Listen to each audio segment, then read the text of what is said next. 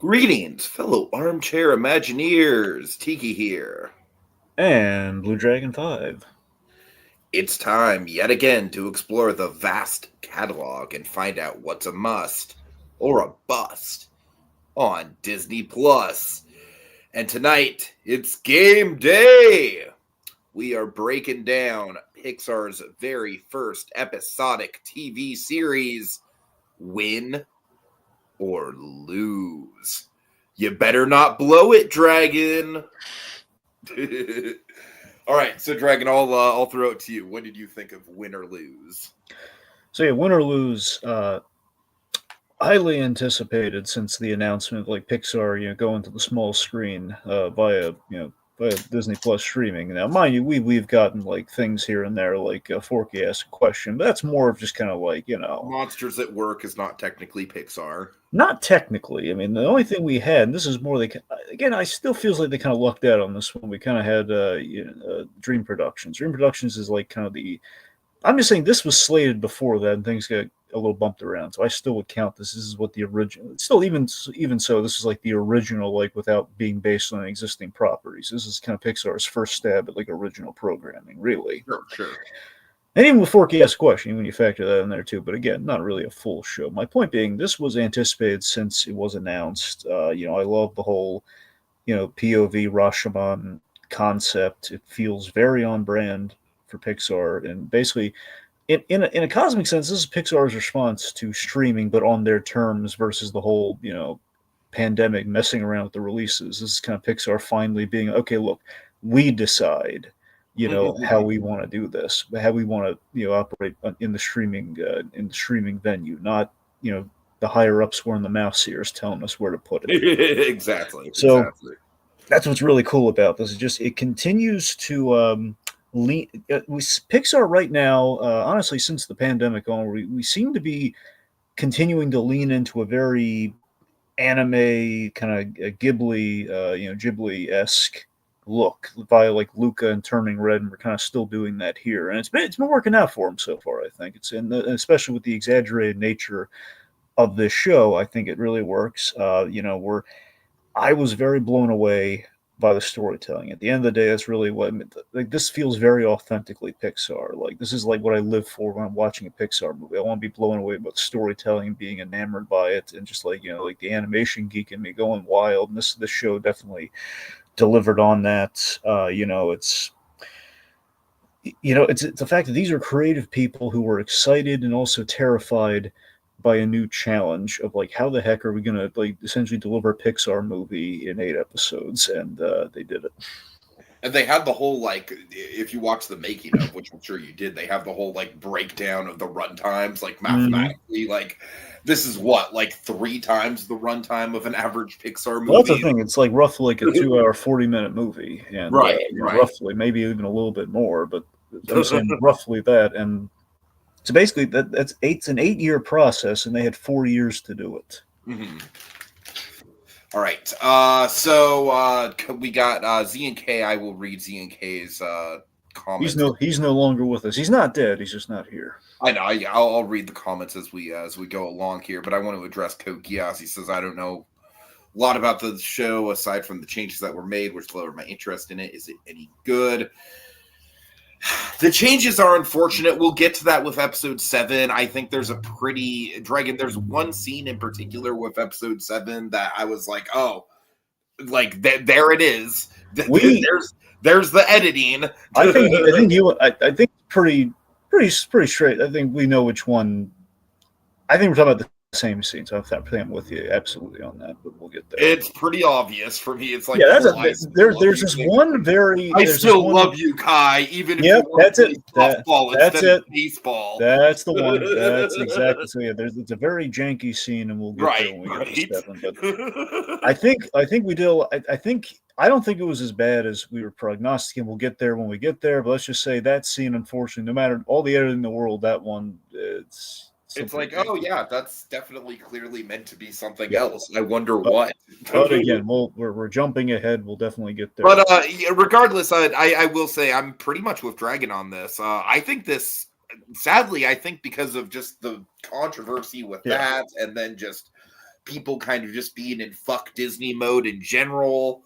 I think this thing's getting buried, and it's really unfortunate because I truly think this is like up there with some of the best Pixar stuff we've gotten. Like I think this is like Luca levels of good, which I love Luca, and this is right on that same sort of tier. I think that I love the storytelling. I love how every episode kind of ends with a very dramatic cliffhanger that all gets resolved in the finale. That really inventive for me.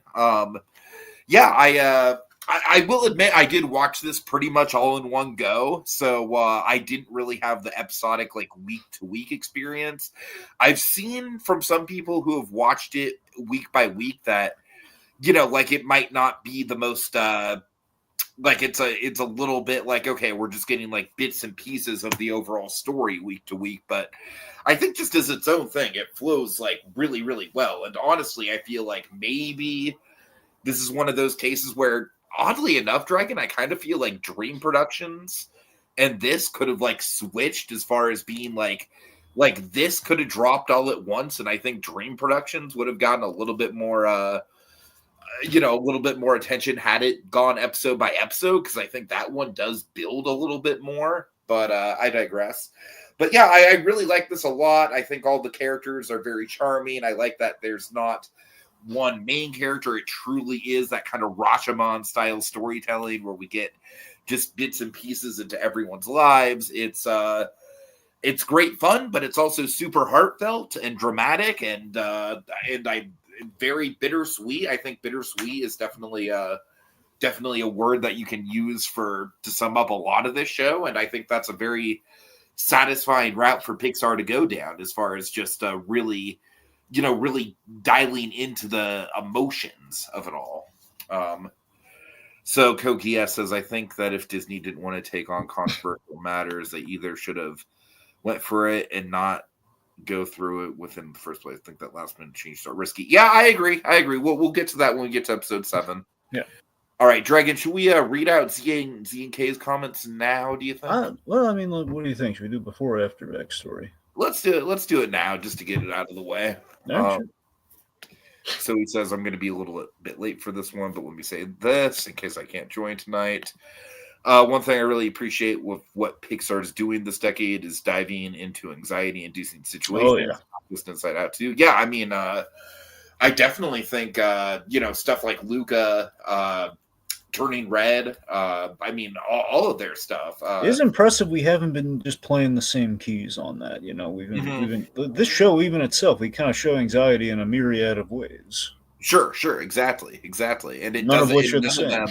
None of them feel like the Maya Hawke version of anxiety. Yeah, which, I mean, that's a big challenge there. Yeah. It seems like since Turning Red, that's pretty much been either a main focus or a notable factor in their stuff, be it personal, family, friends, society, all have wonderful explorations. Oh, yeah. This series is no exception. If we were to get second, even if we're not getting the second season, which we're probably not.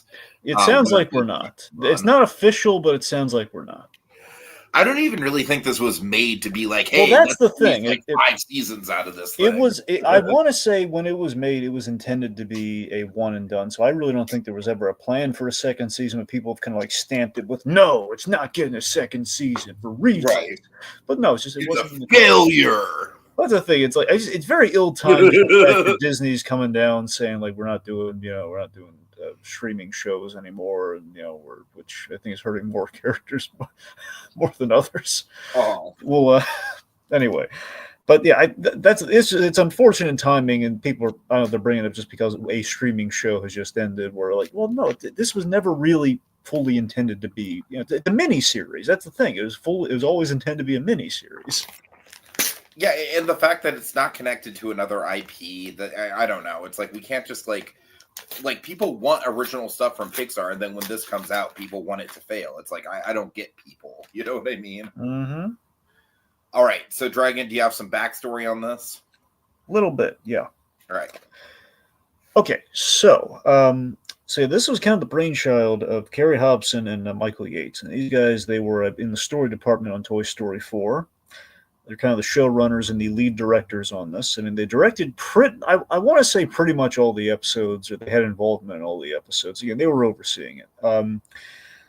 essentially they were commiserating over while working on Toy Story 4. They kind of would commiserate and they would just kind of point out like how perception works, which is always an interesting thing. Of like they would have meetings and stuff and like this kind of stuff they've gotten into, but like one of them would imagine it went well and the other one said no, it didn't go well at all. What are you talking about? So this kind of sprung the idea of like, hey, what if we did a story that was in like the Rashomon POV approach for Pixar? And Michael Yates, essentially it started with him pitching, like what if we followed the kids, basically took kids at school and we saw their home life when they go home and just kind of do it that way. We see the home life and we just kind of define the kids from there. And then Carrie Hobson kind of infused a lot of her backstory into the show, which I think really defines it. And her whole thing was, girls softball and kind of the relationship with her father, which very and much. she pretty much is Lori. Yeah, I think so. She's basically Lori, and her father is kind of Dan. That's essentially the gen. That's basically where we get kind of like the what story we're telling versus the way in which we tell the story. So Yates brings the how, and Carrie brings the what. Mm-hmm. Now, so Pete Docter and David Lawley, basically, they're I want to say Pete Docter is kind of in the face of everything that was going on. He basically says, okay, well, we have Disney Plus is kind of a tool now, and like perhaps in the way of streaming, we could tackle our first streaming series. David Lawley basically kind of oversaw it more specifically, like what kind of like how could we take the story and then split it up into 8 episodes in kind of the miniseries format. So again, it was just kind of like the way 2020 was going. That's kind of when this started to kind of get thought up, and like in terms of like this is the kind of project we're looking for. Or these guys have a really good idea. It was pitched, and they kind of went from there. And again, basically experimenting with a method of storytelling, and Pixar had not done up to this point properly in terms of like just how do we tell a story that's not just feature length. Which again, the challenge there, one of the reasons, like, why hasn't Pixar done that? Well, I'll tell you why. Because to do this, it's essentially that's an over 2.5 hour movie, which already animation's hard, kids. And then basically to do a Pixar film like traditionally it would take back in the day could take up to 5 years. Then basically when planned could take 4 years. At the most they could the thinnest they could ever get it was like 3 years, I think, maybe, and even then it's usually a 4-year process as the norm. So it's like, okay, to do this, that's essentially 2 movies. We got that's an 8-hour project. Mm-hmm. That's an 8-year project, and we got to trim that down to 4 years, which is insane. And a year of delays within the pandemic and stuff, I'm sure.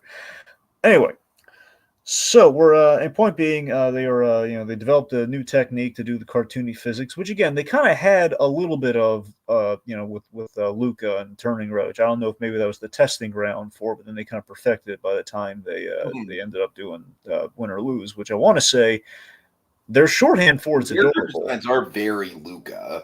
Well, absolutely. Which again, honestly, Luca's designs feel very Ghibli. Yes, and but then again, this has this has more kind of like a mixed multimedia approach, probably the most that any Pixar project has had, just as far as like the different animation styles and stuff. I would concur with that assessment, and that's the thing too, is that they have this. I think they have their shorthand for this the way in which they do the facial animations. They basically they Mr. Potato Head it, where literally they pop off the parts of the eyes and the mouth and the ears and everything, and they kind of like can reconfigure it on the face much easier. It's really awesome. If you look at the like behind the scenes feature, it's really cool. Anyway, so that's pretty much it, and everything else is just more of like stuff we're probably gonna get into later. So I think we're all good. All right, well, let's start. We'll break down the episodes one by one. Let's go with these were released. What do you think of Dragon? Did you watch these just really quick? Did you watch these as they were airing, or did you do a binge? Of course, I did it while they were airing Tiki. Yes. Okay, I mean, for me, I kind of like I said, I kind of got the sense that like since we were going to do it as a spoiler cast, I kind of wanted to just do it all in one. But so what do you think of the 2 episodes a week? Just I'm curious how that experience went for you as opposed to me doing it binge style.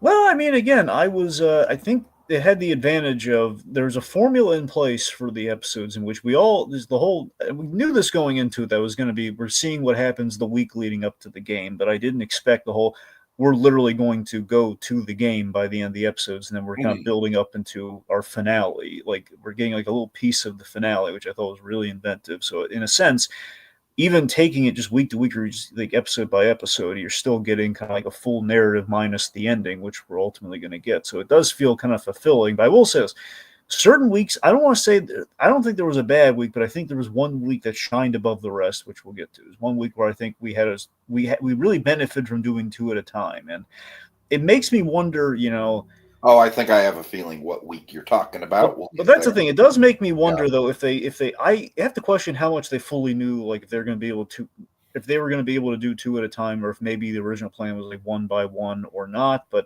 if they knew two at a time, you have to wonder like how intentional certain pairings could have been, Mhm. because we kind of go full circle with episode 1 and episode 8. But well, as we get to, some of them are like perfect pairings.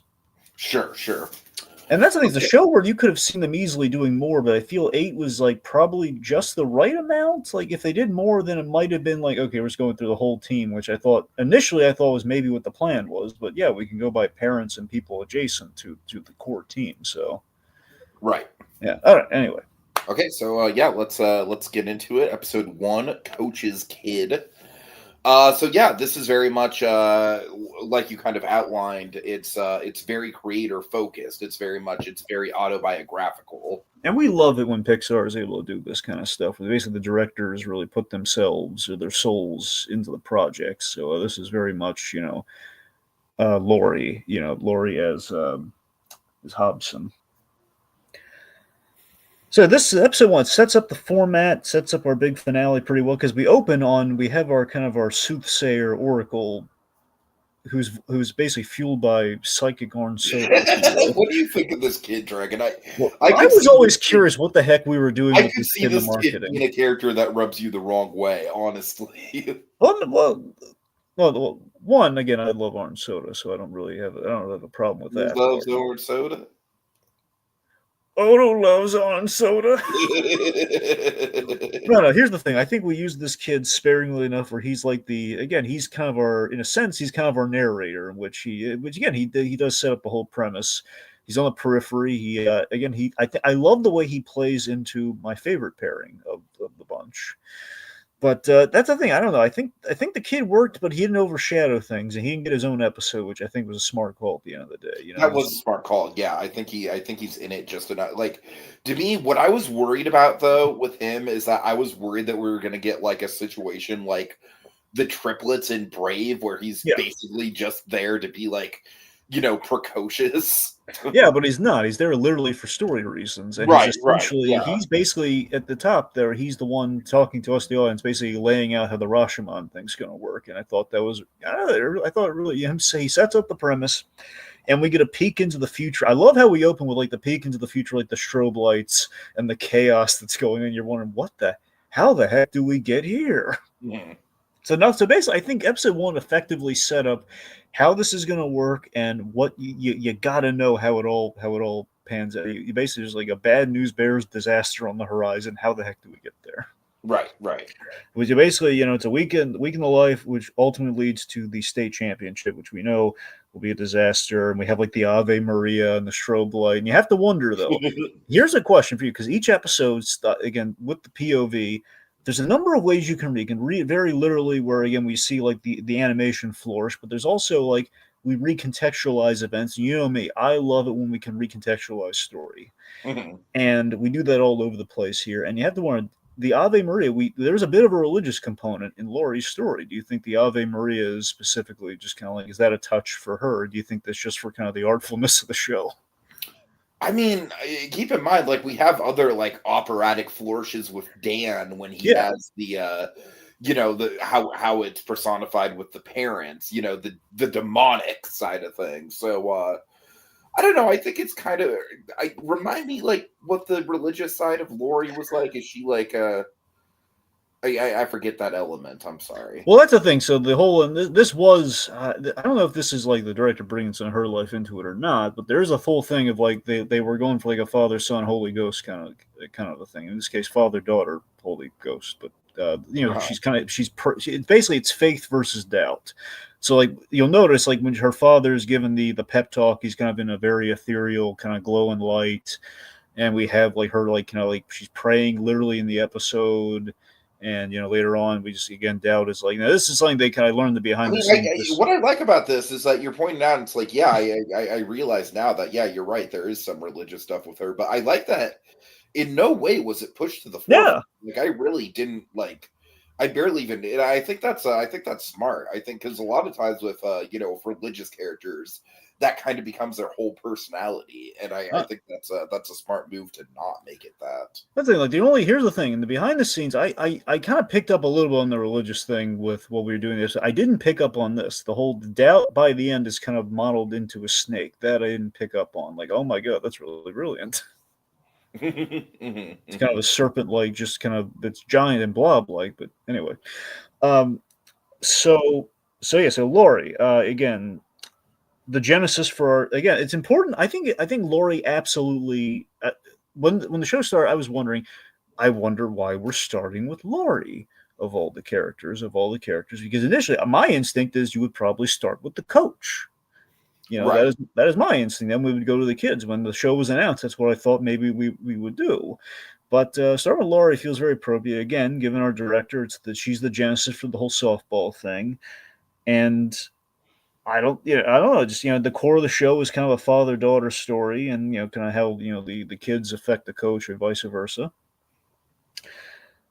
And just opening on Laurie, ending on Dan, just feels really kind of nice and cyclical, and kind of in the core of what we're doing there. So, it's like all the other players have these gold stars on our helmet, but she feels very like singled out in a negative way. Like her father isn't giving her any praise. She feels very Well, I really like the very kind of tension that gangly this out is there on the like. field. Very Sorry. I like the tension that we have here, where it's kind of twofold. It's kind of like she's dealing with the anxiety and the pressure of the fact that she is the coach's kid, and she knows that that's going to be like like kind of put under a microscope by all the different teammates. But then on the other hand, she also has that pressure of like on a skill level, she's through. It's not like she's a terrible she's not really there, Dragon. She's not really there on a skill level. She's not contributing as much as a lot of the other kids, and there's the there's that kind of nepotism issue, and I really like that there's like multiple different layers of anxiety going on with her. Oh, okay. Sorry folks, I don't know. Dragon, I don't know. There was something going on with him. I kind of noticed he was kind of cutting out. So let me see. We have any comments here? Sonia Patoja, hi. How you doing? Happy to see you. Shoot. All right. I don't want to skip ahead too much because I know that Dragon is not going to want me to skip. So great. That kind of leaves me in a bit of an awkward spot. I mean, I guess I could talk about the anxiety personification in this episode, and just generally speaking, the different animation styles. That's one of the things I think this show really excels at, is kind of having every character have some sort of like imaginary sort of personification of their anxiety or mental headspace that they're in. And with Lori, we get the sweat monster. We get Sweaty, and what I really like about Sweaty is that I like that it's a much different depiction of anxiety than, like I said, than the Maya Hawk version of anxiety. But it's still in this kind of space where what I like about it is that it's kind of in that sort of same headspace with anxiety from Inside Out too, where you get the kind of idea that on a technical level they are working with or they're trying to work with the character. Like anxiety is very much trying hard to have Riley perform well in hockey, and oddly enough I just realized now it's both of these situations are kind of sports. um Dragon, you there? Yes, I am. Okay, I was just talking about kind of the differences between Sweaty and Anxiety from Inside Out 2, and I think it's interesting that both of them are kind of pushing the characters to do well in sports, but they're doing it in kind of different ways. Like Anxiety is kind of like the tough coach, right? She's kind of just like, okay, we got to batten down the hatches and we got to just like get this shit done. Whereas Sweaty is almost kind of the opposite. Like Sweaty is kind of like the embodiment of the "this is fine" dog. You know what I mean? It's like, Yeah. I feel terrible and it's okay. It's like I like that Sweaty is kind of like the more sort of like you're in this state of constant anxiety, but you're just kind of like complacent about it. Like you're just kind of accepted it as your reality in a certain extent. Well, again, the whole thing of kind of like faith and doubt. So it's kind of more doubt than just sweat. It's basically doubt visualized as a giant bead of sweat, which is great. Right. But no, yeah, it's just the idea that again, Laurie is. I love that we're not like providing false hope, which Pixar is known for not doing. Where it's like, hey, Laurie's not miraculously going to be like the best ball player ever. She's the best she's going to do essentially is get hit by the ball and take her base. It's essentially the best she's gonna get. But it's the fact that she's trying, and you feel bad for this kid, and she's in a position where again there's the nepotism kind of working against her. Where she's the What do you think of that? I kind of laid it out when you left. I don't know how much of it you heard, but what do you think of that?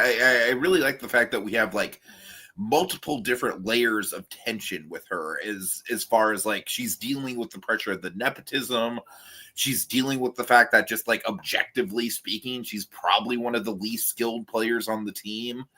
And I really like that it's kind of like a good like cocktail of self-doubt that she's going through. Well, that's the thing. It's where she likes being on the team because she likes, hanging out with her dad. And we show that, her parents are divorced, and this is with all the boxes. This feels like a very recent thing. So she's basically clinging on to something, so she has an excuse to see her father. Mm-hmm. That's kind of what it feels like. So yeah, there's a lot of doubt of like, what am I doing? I'm not good at this. We see she's very out of her depth, and I love how we visualize doubt and just the growing doubt and all these little touches that I think was plus. Here's what differentiates. Okay, we can have the kid directly interacting with the feeling versus like kind of what we have in Inside Out, and I think that goes a long way and makes it really funny too. Yeah, like exactly. I laugh so hard when I see Doubt with like the emotional baggage just kind of walking. So like, can you lift your leg? just rolling into it, and then my favorite. And here's the thing. We've all had this, and I related. So there's so many moments in this show I related to, and the moment where, like, let's replay all the mistakes you've made, right? In bed, like in the losing is like, okay, it's late, we should get some sleep, and then all the self doubt of like, let's replay all the mistakes and how we could have done it better. It's like, yep, right there. Mm-hmm. Oh, by the way, did you catch our Albuquerque Verse alumni who's in this episode? No, I did. You're gonna love this. Okay. Oh, Okay. So her mom. Yes. Ray Seahorn. Ray Seahorn. Oh man. Yeah. Oh, a brief cameo by Ray Seahorn, who's basically. I wish we had more of her, but yeah, that's cool. She's basically a crystal head. Like tarot cards and crystals and stuff. Right. Yeah. Anyway, so this episode we set up kind of like we have, and this is great. We only do this in the first episode and the last episode, again, connecting father and daughter in a sense, but really not even just father and daughter, it's connecting the beginning of the show and the end of the show, where we have the full circle tracking shot, where basically we go over the game, we go there for the first time, and we kind of pan. I love the repetition that we have throughout the series, like stuff like the state kid who doesn't want to get the suntan lotion. Yeah. No, it burns. Yep.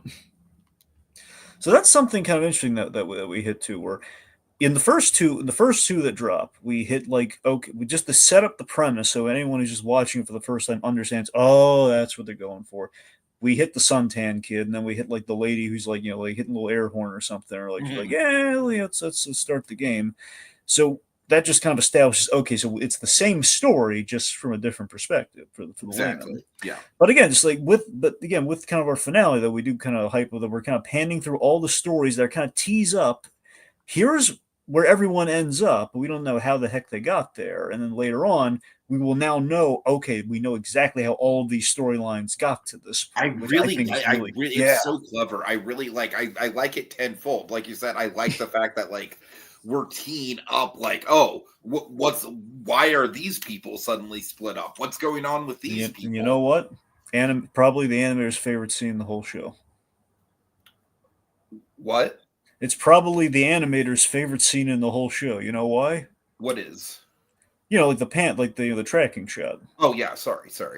because they don't have to animate it again. It's the same shot. Right. Anyway, so it's But the then state. also, I really like the, we get the teeing up of, like kind of setting up the breadcrumbs of like what's going on with all these characters in any given point. I like we have stuff like the party is like a big nexus point where different characters kind of meet up. Mm-hmm. But then we also get the cliffhangers, and I think the cliffhangers are just a super effective tool that we use throughout the show.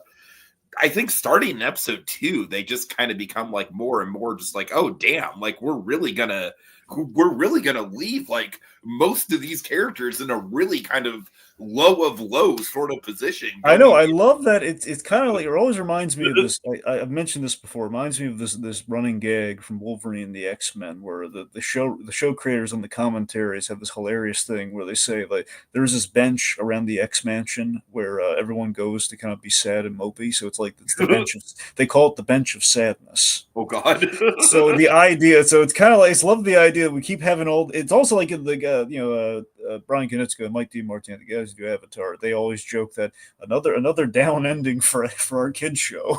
Right, It's like yeah. it's just this show has a lot of like, almost not all of them, but almost all of them are ended on a downbeat, which is really heady. But it's like, I mean, we're even the basically, fucking finale ends on a beat that you could call like bittersweet at best. You know what yeah. I mean? So it's very Red's Dream. Red's Dream was very Uh-huh. historic in that it was like, here's a short film that does not have a happy ending. Absolutely. Anyway, so with that, I love that we kind of invert the Riley's dilemma in Inside Out 2 here, where we have the father daughter moment of like, am I good enough? Hmm. And again, he doesn't really like say yes. He just basically says it's about doing your best. It's about Yeah. anyway.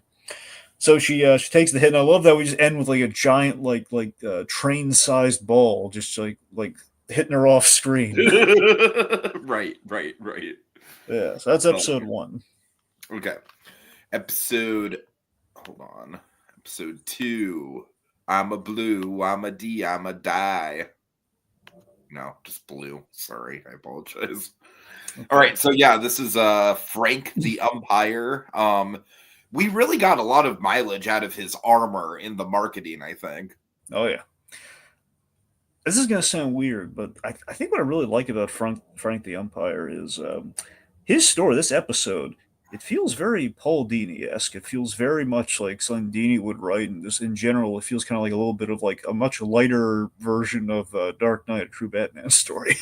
A little bit, yeah, I could see Just the that. idea that again, it's like this is a kind of story that Dini, has excelled at. And I want to be clear. I know he didn't write this episode. I'm just saying this. I can see some What if he did? parallels. What if it came out that he did? No, that would make me too happy, Tiki. Actually, Oh, that can't exist. We can't have God. Dini work at Pixar because it would make me too happy about it. It's an unwritten law, okay? Fair enough. Anyway, it's it's an unwritten law. It's like that bit in JLU with the whole like they can't see the beginning of the universe. It's an unwritten law. Write him a ticket. Right. Anyway, so but yeah, so I just love the idea of Frank the Empire. He's all about making fair calls, and his dilemma here is that he's now second guessing his decision making process. Mhm. I thought that was a really great idea here. So he's the observant teacher.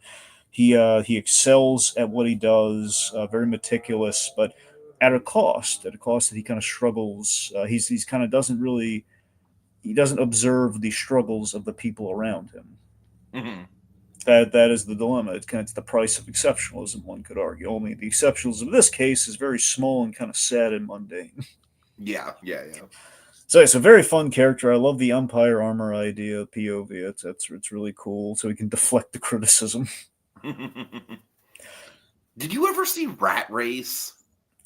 I meant to, but no, I didn't. So Chris or no, Cuba Gooding Jr. plays a referee, like basically who's in this kind of same position where he makes a really bad call in an important game, and then like he's just kind of like the shame of the MLB. Like people are seeing him at bars and stuff and just like wanting to kick his ass. So I was like, that's kind of like a funny sort of like parallel. I never thought I'd see Rat Race.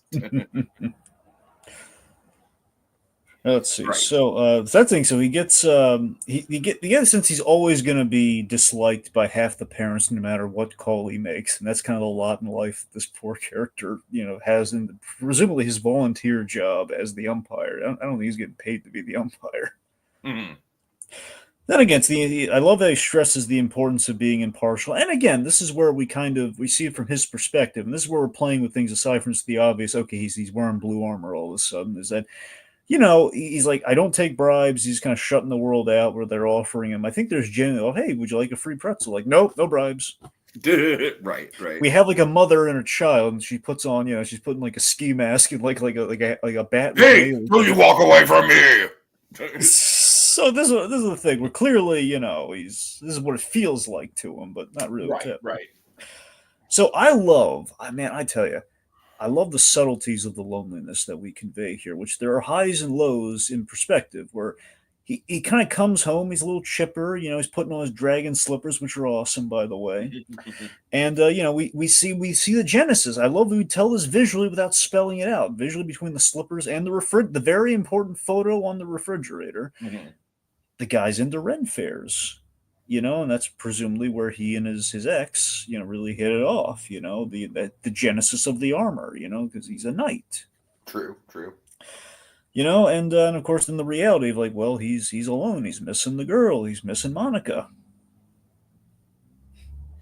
But I really like how you mentioned the decision making, and that kind of like it sort of bleeds into like every element of his life between this and then the cheating situation that we're going to get later. I like that it's not just him, doubting his skills as an umpire. It's like the umpire thing kind of like is representative of his entire like self-esteem, basically. And that's the thing too. Again, fundamentally, the relationship. He made a bad call, but he refuses to admit it was a bad call because he's standing by the choice. Where essentially, she proposed, like not directly proposed, but she's like, saying, "Would you want to get married?" And that kind of scared him off. He's like, he's got a little scared by the sudden potential commitment there. So let's talk about Francis the janitor. So I love Fula Borg. Fula Borg is very funny. I want to say, if I remember correctly, I think Fula Borg was like an athlete who then became a comedic actor, and he's fantastic at it. This was Javelin from the Suicide Squad movie. Oh, okay, nice. Yeah, he's really funny. Fun. I kind of think that I kind of wish I would have had more with the character. I kind of feel like he kind of just sort of comes and goes a little bit. Well, that is the risk of like an 8-episode thing where you have to follow one character and only have 25 minutes. So, but yeah, I'm with you though. I'll take all the Fula Borg all live long days. I think he's just really, in general, I like him. Anyway, I do enjoy just how invested he gets. Yeah, so we have the dating app that he basically puts him on a dating app, which leads to a lot of trial and error. And I love how we do this thing where this is another challenge they had to deal with in the show. Is like, we're in the era of cell phones now, because traditionally we're kind of like circumventing the cell phones. Like Turning Red, takes place in like 2002. So we don't the early 2000s, yeah. But Dragon, they hit the Pentagon! They hit the Pentagon! I'm sorry. It takes place in 2002 and no one's talking about 9/11. Okay. I'm so sorry. Anyway, again, also Canada, but Right. Regardless. Oh man, I just saw that opportunity and just fucking ran with it. Yeah. Okay, the back to my cell phone point. It's really interesting that we kind of approach the POV through the modern adage of the cell phone, but we don't just replicate the same thing over and over again. We have a dating app. I think the fact that they basically use the cell phones as like is like an extension of the different animation styles, right? Like I think Yeah. that's so clever. My favorite clever little detail in the cell phone stuff. Mhm.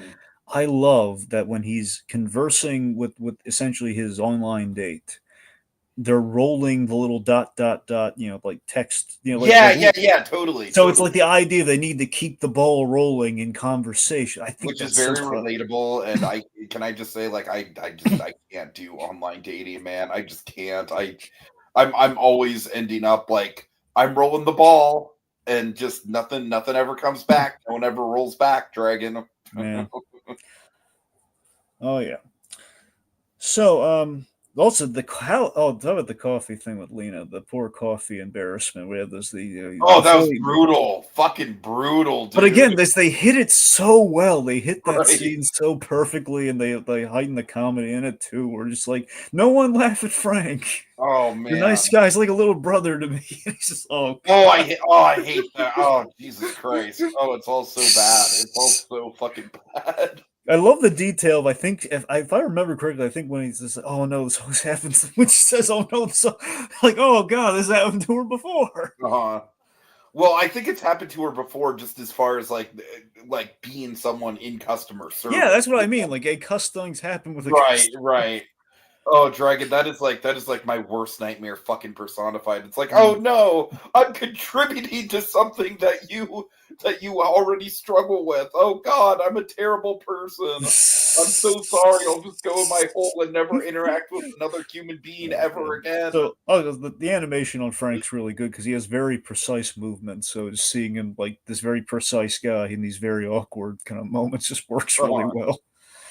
Anyways, of course, then he's on the app and he kind of hits it. Now, I have a theory, and they don't really confirm this, at least to my knowledge, after like two rewatches. But I I believe the person he was like setting up a date with, or he was like kind of hitting it off with, I think that was Vanessa. Vanessa. Oh man, I didn't even think about that, but yeah, I think you might be right. I don't know. Do you think that if it was, the show would have gone out of its way a little bit more to say that? That's why I'm not 100% on it, Tiki. But it Right, feels because like I kind of feel like we would have gotten more of a hint about it. well, that's the thing because there's also a thing where maybe it'd be too But then small also world. we have to realize, like, all I don't know. I don't really prescribe to that, to tell you the truth, because like That's fine. I mean, here's Because the it'd be too. he's interacting with her, like, in the episode, with the whole cheating thing. Like, And I thought that was the irony of like, okay, so she's always on her phone, and then I saw him like almost when hitting right, off with somebody, and but what I'm saying is that, like, wouldn't one of them connect the dots if they're like having like an actual, social interaction? Like, well, I you're don't right. I'm saying if it were intentional, maybe by the end we would have confirmed like, oh, it's you, but we didn't know. do Mhm. that. So it's I don't know.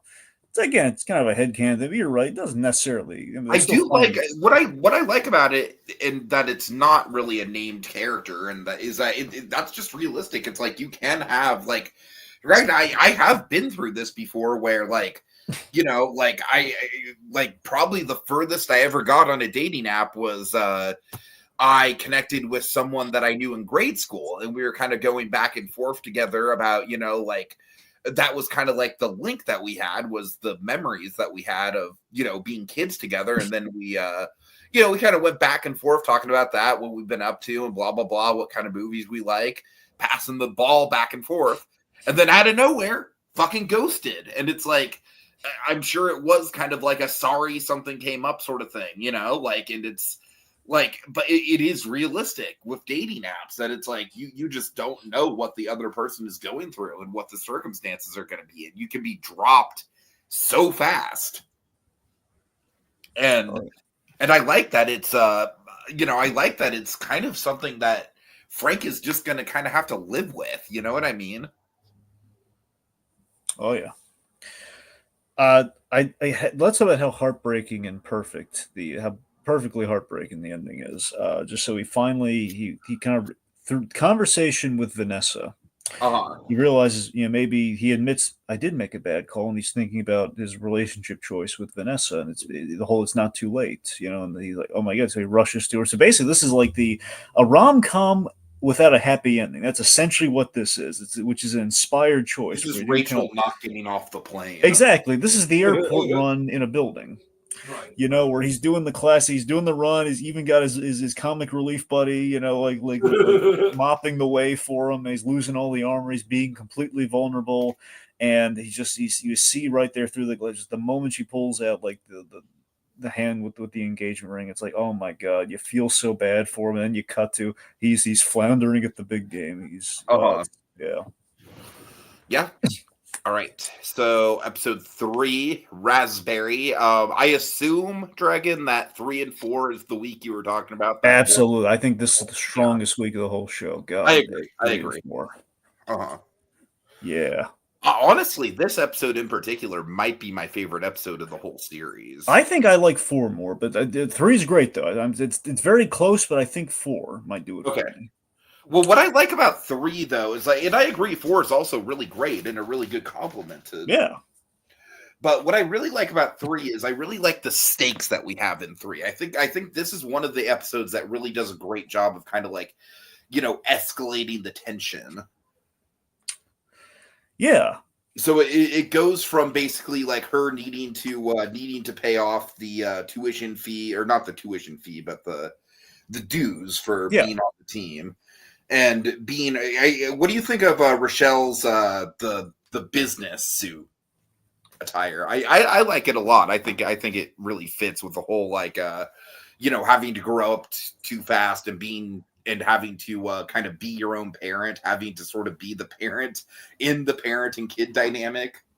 Yeah, no, I think it's great, and I think it's a fun exaggeration of how she sees herself, and she's like the end again. She is kind of enterprising, and then she's trying to raise money, and she's really smart, and this is the woman she could become this when she grows up, or she's very much on that path to be. Now, again, her role is we also got to break down some of this with our characters, given the theming the softball. She's the catcher. The catcher is very important because the catcher, you have you have the signals and everything. So that's the idea is she has to be in sync and know her team and really be on top of stuff. We see she's a go getter. She's a Charlie Hustle.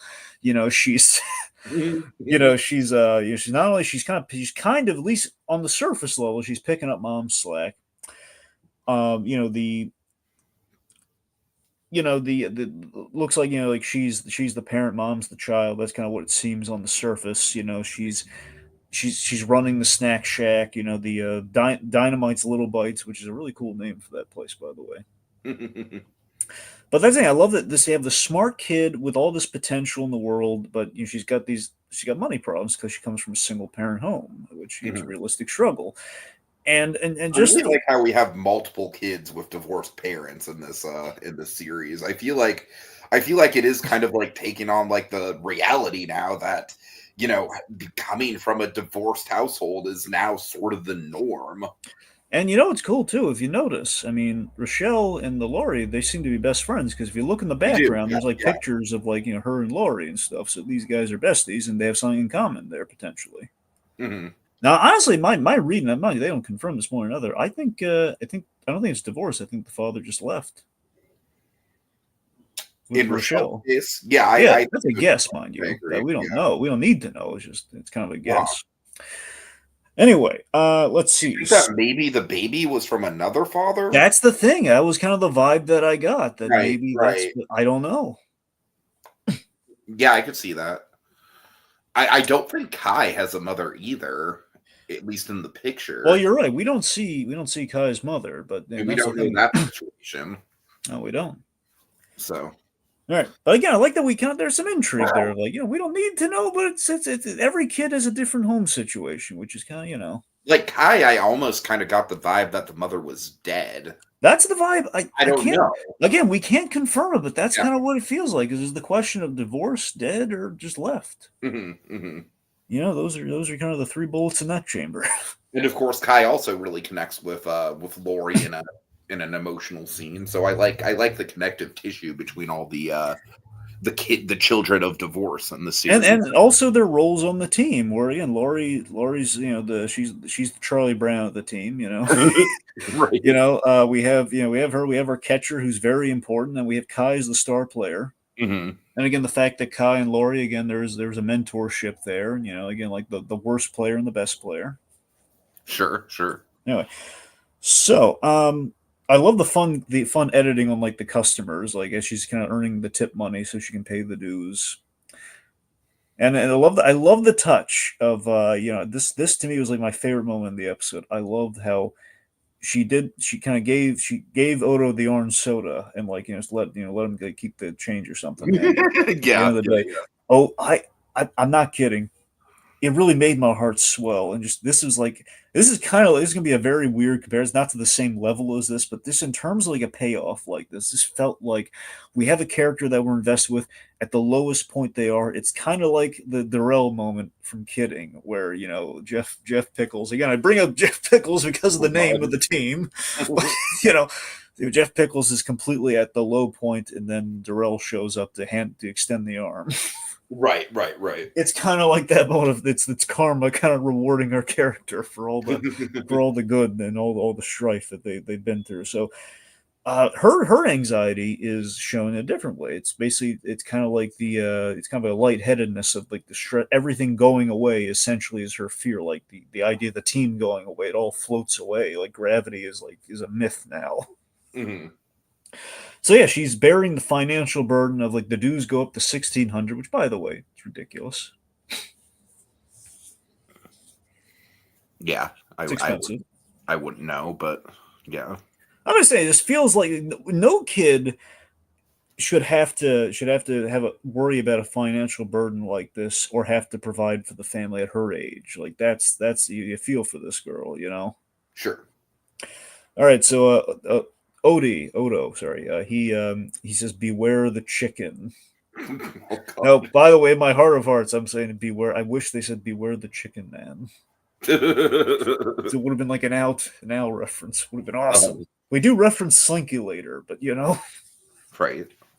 Anyway, so we have the red Valkyrie shoes, which is a very lovely gesture, but you know, it's again, this is getting in the way of the dues, and Mom is doing online shopping. And later on, we reveal she, in quotes, quit her job.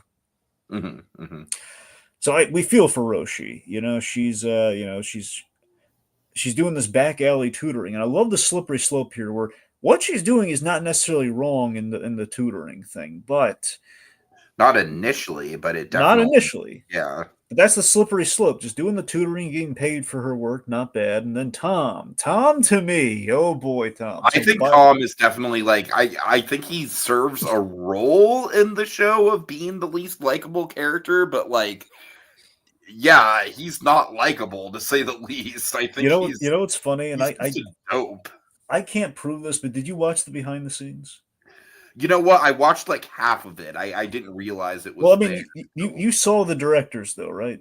Yes. Okay, so I'm convinced they didn't say this outright, but I'm convinced that Tom is basically modeled after our male director. I think he's modeled after Michael Yates. I can see that, yeah. Because he looks like him, he kind of vaguely sounds like him. I think that's kind of funny that basically one is like the genesis of the show, the other one was like he's the stumbling block. Tom is like the stumbling Right. block in two of my favorite stories. You know what I like about him is that he's not really like inherently doing anything like No, he's a slacker. awful, He's a but slacker. That's it. yeah, but he just comes at he comes at exactly the wrong points in time. Like, for example, him just interacting with Taylor. Wrong place, wrong time, and Yeah. he ends up just being a huge roadblock when he's really not doing anything wrong. Tom is hapless and harmless. Tom is seemingly harmless, but he's hapless and just has terrible timing. He's the, let me put it this way, in kind of in the movie terms, he's the lady with the baby that wanders in the frame. He's he's the whole, my baby. That's him. Wrong place, wrong time, cause a problem. I think Z&K can sum it up perfectly here. He says Tom is the Dullard. dullard, essentially. The Yeah. dullard. The thing is the fact that Tom again, he's not even like Roshi says, "Look, I could tutor you." Tom is like, "Yeah, but come on, can I see the answers?" Uh-huh.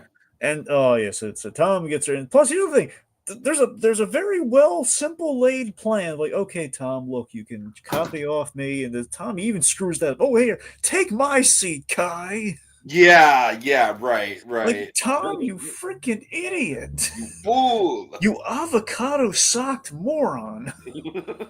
God. Hey, but how palpable is the cheating tension where you feel bad for Roshi, this A student who is put in this precarious situation, and Yeah, I love how we milk it like throughout the series. I love how it's one of those kind of nexus points that just keeps coming back in different ways. the frustration she has with Vanessa too, of like just kind of, and again, from again loving our perspectives here between two episodes. This is what I'm geeking out about, how cool Pixar is. Like on one hand, it's like Mhm. I'm so in this kid's headspace of like the vaguely irresponsible, at the very least the parent who's not stepping up, and she's justifiably frustrated, and like calling her Vanessa instead of mom in this moment. But then in the other episode, I'm completely on Vanessa's side. And they pulled that hat trick, and I bowed to them for that. It's, oh my god. Mhm. So let's see. So then we have these. We have what I would call the PG drug deal that goes on, where she's selling, she's selling the, she's selling the skeezy online, like like you're meeting people online to sell stuff, kind of the Craigslist kind of equivalent here. She's selling the Which shoes. dragging bad stuff happens on Craigslist. Exactly, and I Like love some there's nice research on that. I love the tension there of two, like, oh boy, she's kind of doing something she really isn't. She's like, no, don't sell the shoes. Mhm. So then the bleacher The creatures. handwritten note from the mom. Yeah, I love the whole I love Yoroshi. It's like, oh. Mhm. So the bleacher creatures are introduced in this episode.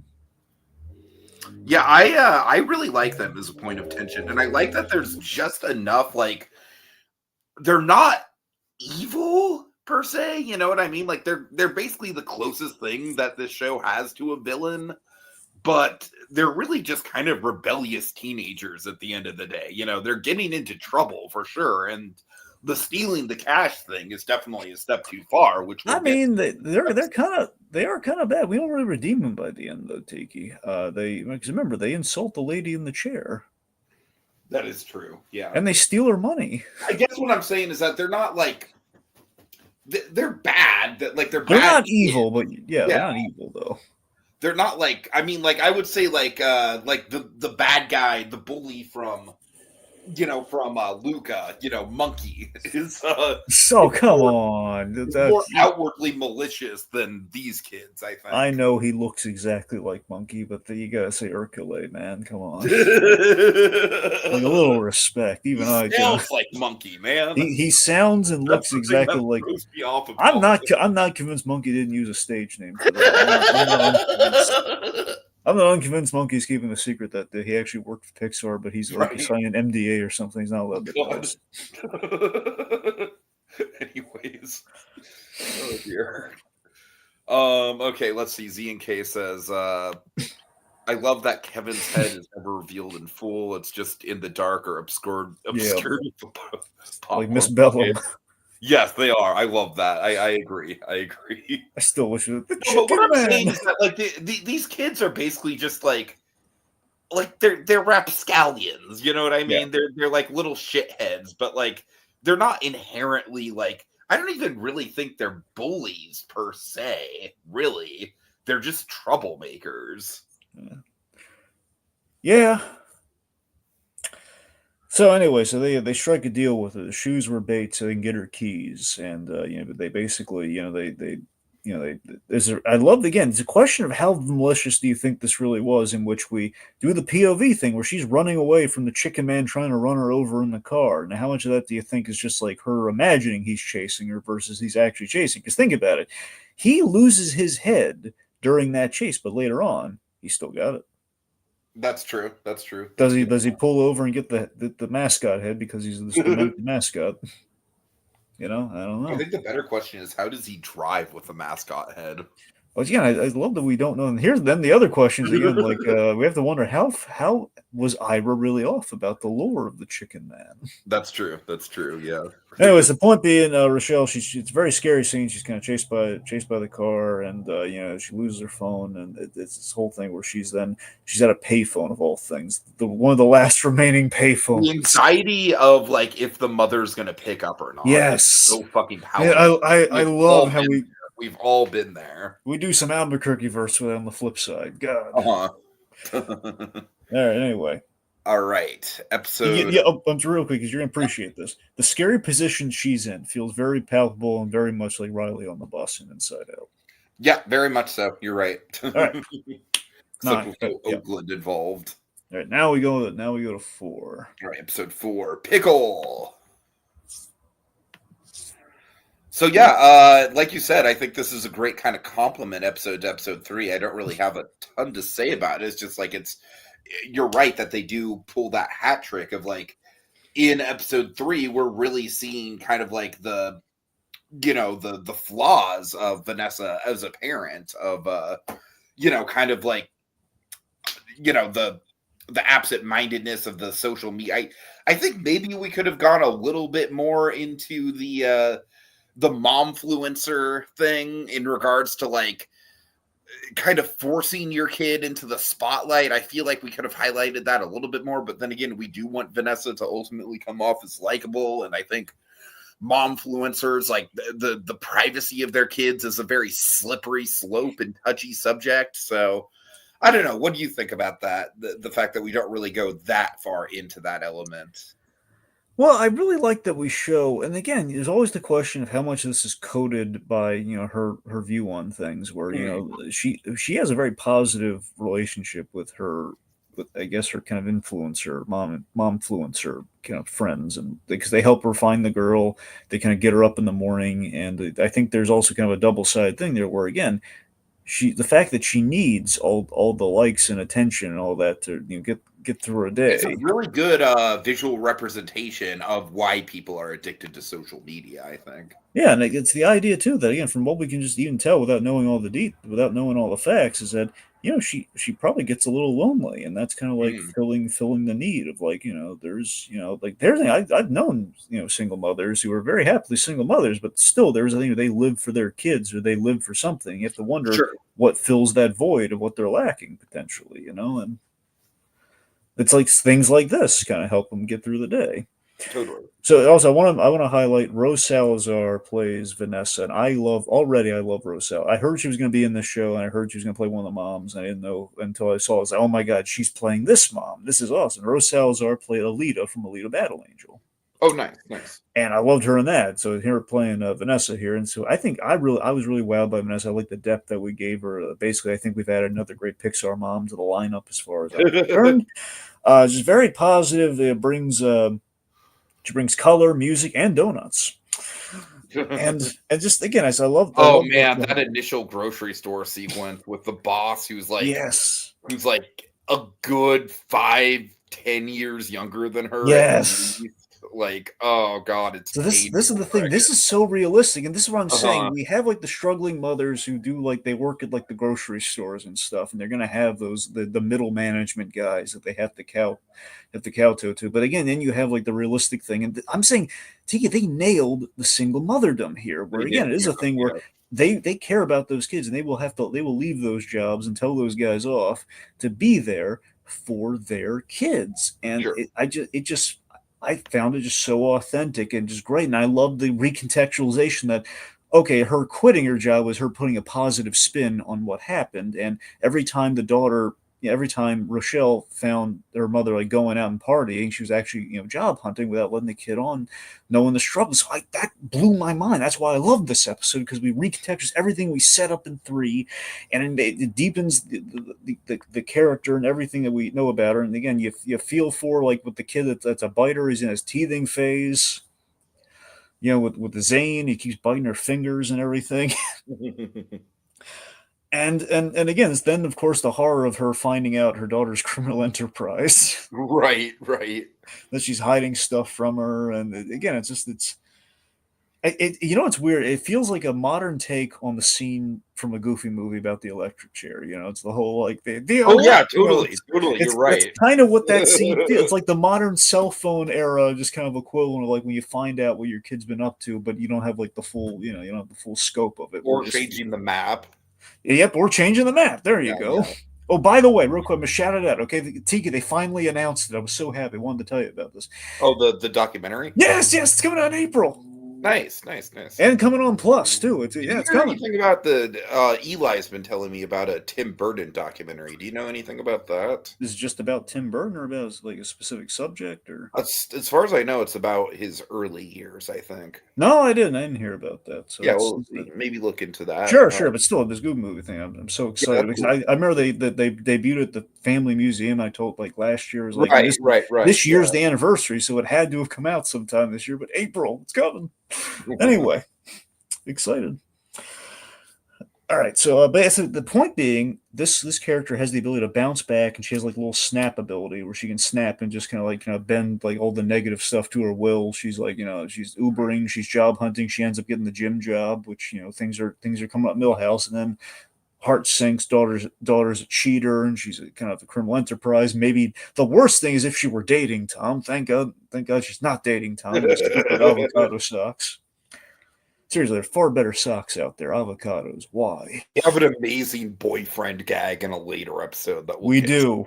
Oh God, we do. Yes. So Tiki house party. So we come back to the house party right after 3, and again we see her. Again, the mother breaking up the house party. I love like going up they have this demented like kissing conga line thing, like a right.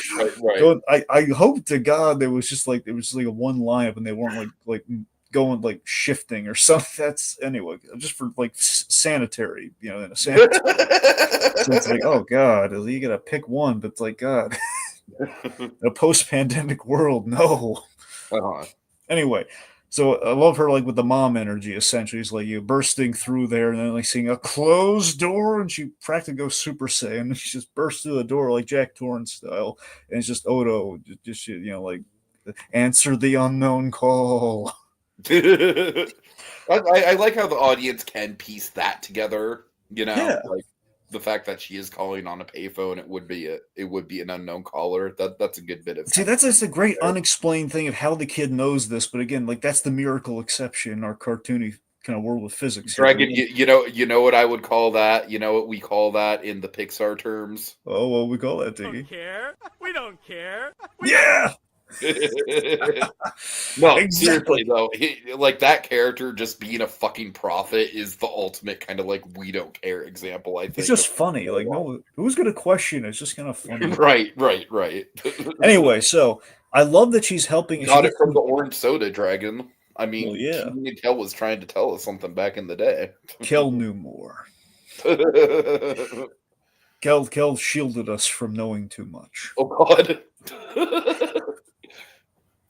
He knew all those schemes were going to fail miserably, but he wanted to go along for the ride anyway. Right. So I love that she's through the goodwill, like she helps like I love the girls were a lot nicer to her. She helped like the girls throwing up from too much pizza and stuff, and just kind of like expressing like this was my world and that kind of thing. And then again, the moment where we do our link up with the phone call, it's just great. And you're thinking, oh no, these punk kids are playing keep away with their phone, and the baby's biting kind of saves like yes. And then that great moment of catharsis between mother and daughter. It's like one of the few happy endings that we get. It's bitter. I think it's a bittersweet ending because we do get the whole like we need to talk, and we know there's some unresolved tension there. So yeah. All right. Okay. Next up, we get. You think Rebecca Sugar likes this? The series, just in general. Yeah, the very least of that episode. But yeah, it definitely does have a Rebecca Sugar vibe. Now that you mention it, I think with the kind of the down to earth characters mixed with the fantastical kind of flourishes. I think. Yeah. Okay.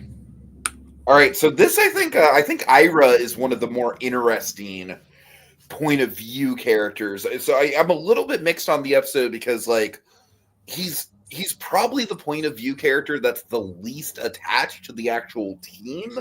But I kind of like the perspective that we get. I like the fact that we are getting kind of the little kid perspective on the series of events. How do you feel about this? I like that between Ira and the next. So again, in terms of how it aired, I like that between 5 and 6, we got a really good kind of secondhand detailing of the Taylor character through these two people that are in her circle. So I like that in terms of like how this episode premiered. Now, Ira himself as a character, he has a really creative, really relatable. It's kind of the imagination of a kid and just the realism on like how like a younger brother as a tag. It's kind of the tag along thing. It's kind of we've seen the tag along and the taggee with the mother. These are only two like non-player kind of perspectives that we get in the show. Mm-hmm. So it's interesting, and you have to wonder though if maybe we should have just done the mother, but I don't know. It feels like we need to have another periphery character. So I think Ira was not my favorite, but I did like how we visualized this stuff. I did really love like the 2D, just kind of video game kind of approach through the kaleidoscope. Like I thought that was really neat. I think Ira is a little more style over Sons. However, I will say this. I love the ending on Ira's story. I love the cliffhanger on Ira's story. I think that really grabbed me. Mm-hmm, mm-hmm. All right, but yeah, just overall, just I love that we have some fun POV gags like him hearing the coach. He's just going blah blah blah blah. Yeah, blah, that's fun. I think it is a very realistic depiction of little kid boredom. I think. Yeah. So I forget who on this. I don't know if it was the producer or one of the other animators on this, but they basically relate a lot to basically when you're a young kid, somehow you gravitate towards the older kids who are hanging out with you for some reason. You're getting right. So that's where the heart of this story comes from, and I do really like the idea that we have a character who's on the periphery, so he basically would be in the kind of the stratosphere of the bleacher creature. So tying him into that story, I feel, was the really cool takeaway from this, that he's the reason Rochelle was able to get away. Sure. So the way we kind of tie him in there, I thought was neat. He also kind of has the conscience, of stealing essentially the non-branded Swedish fish. And feeling bad about it. And also we get the line here with like they're making fun of poor Cheryl in the chair, like the sideboard, right. Jerks, But I honestly, Dragon, this is kind of one of the reasons why I don't think of these kids as like inherently evil, is that I think they're pretty like, I don't necessarily think they're just using Ira. I think they're kind of genuine about like wanting to be nice to him. Ira makes him laugh. That was pretty much right. He made him laugh because of the egging moment where Frank said, "Hey, what happened?" Exactly. Imagine him to say, "Oh, I don't know." Instead, he just said, "Oh, he spun a yarn," and so he kind of made like Frank even in that cliffhanger you were mentioning, like there is definitely a level of manipulation there for sure, and we see that like fully pay off in the finale. But I do think that there is some genuineness. I do think that the kid really does feel bad for snapping at him. Yeah. I mean, I believe it too, because again, in that moment, they're not using him for anything.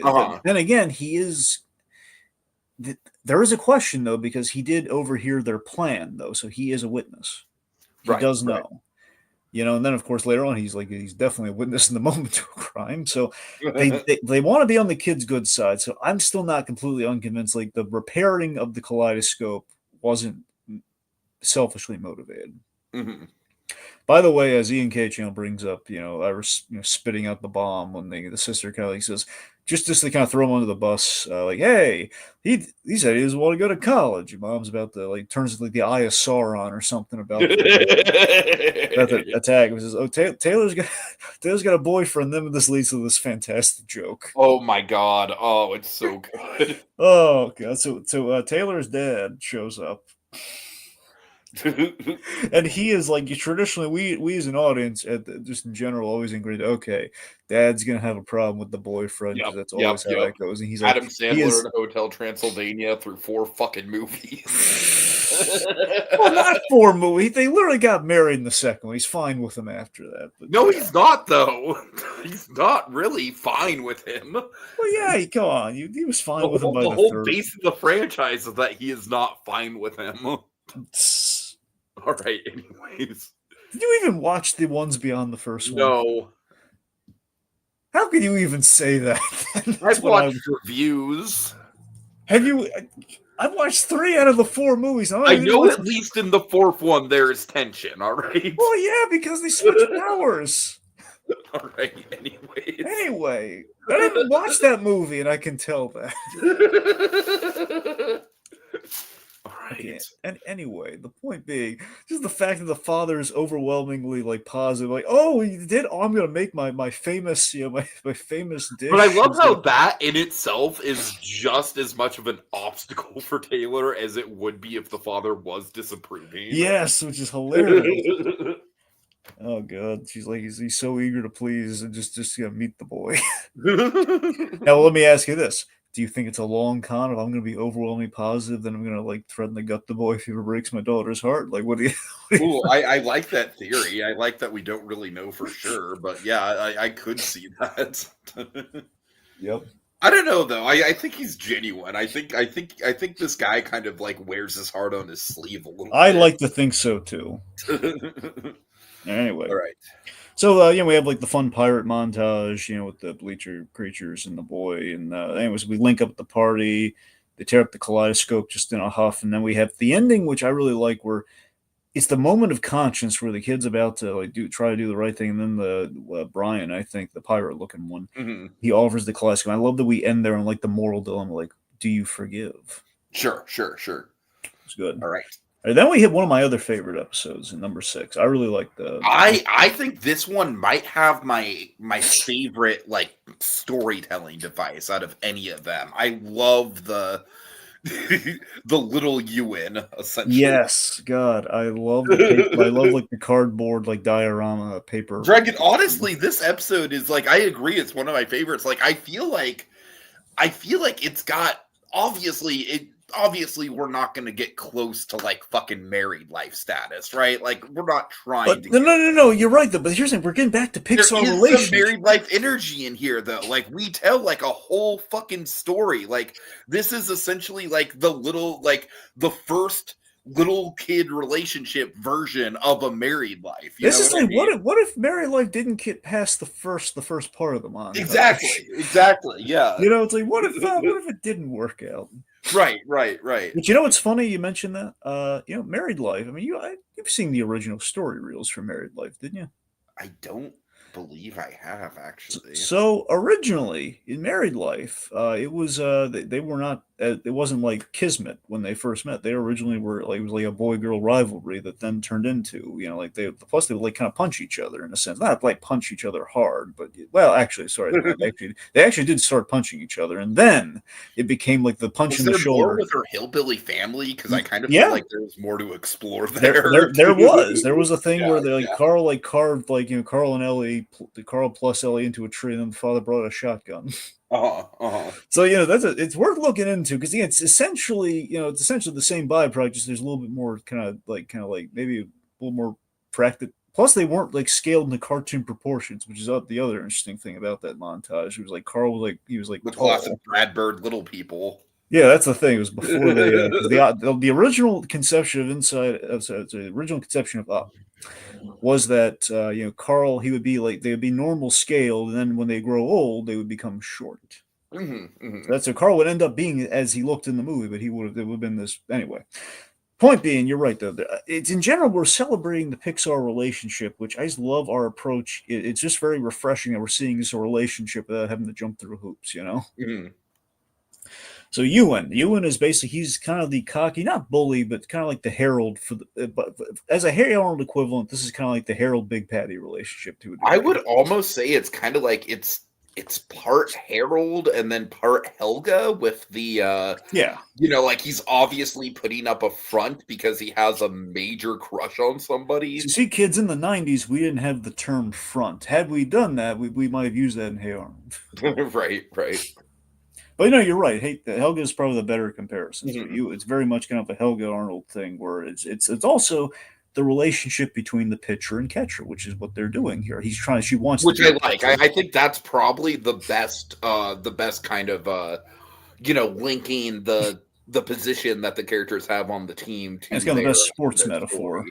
Yeah, for sure. So you have our cocky pitcher who's really good, and he's got a crush on Taylor, and he brags and he showboats, and all of this belying the fact that his vulnerability is that he's got this very breakable, very handcrafted, very humble like cardboard paper mache heart. It's so good. It's so good. When I saw that, my jaw dropped. This is brilliant. Oh my god, the way we're doing in the mediums, and oh god. So the fact that and I love the moment where he says, and this is great because if you look at episode one, again from Laurie's perspective, it's a very casual thing where he says, "I don't like you, I like Taylor." Just kind of walks off, and that's as far as it goes.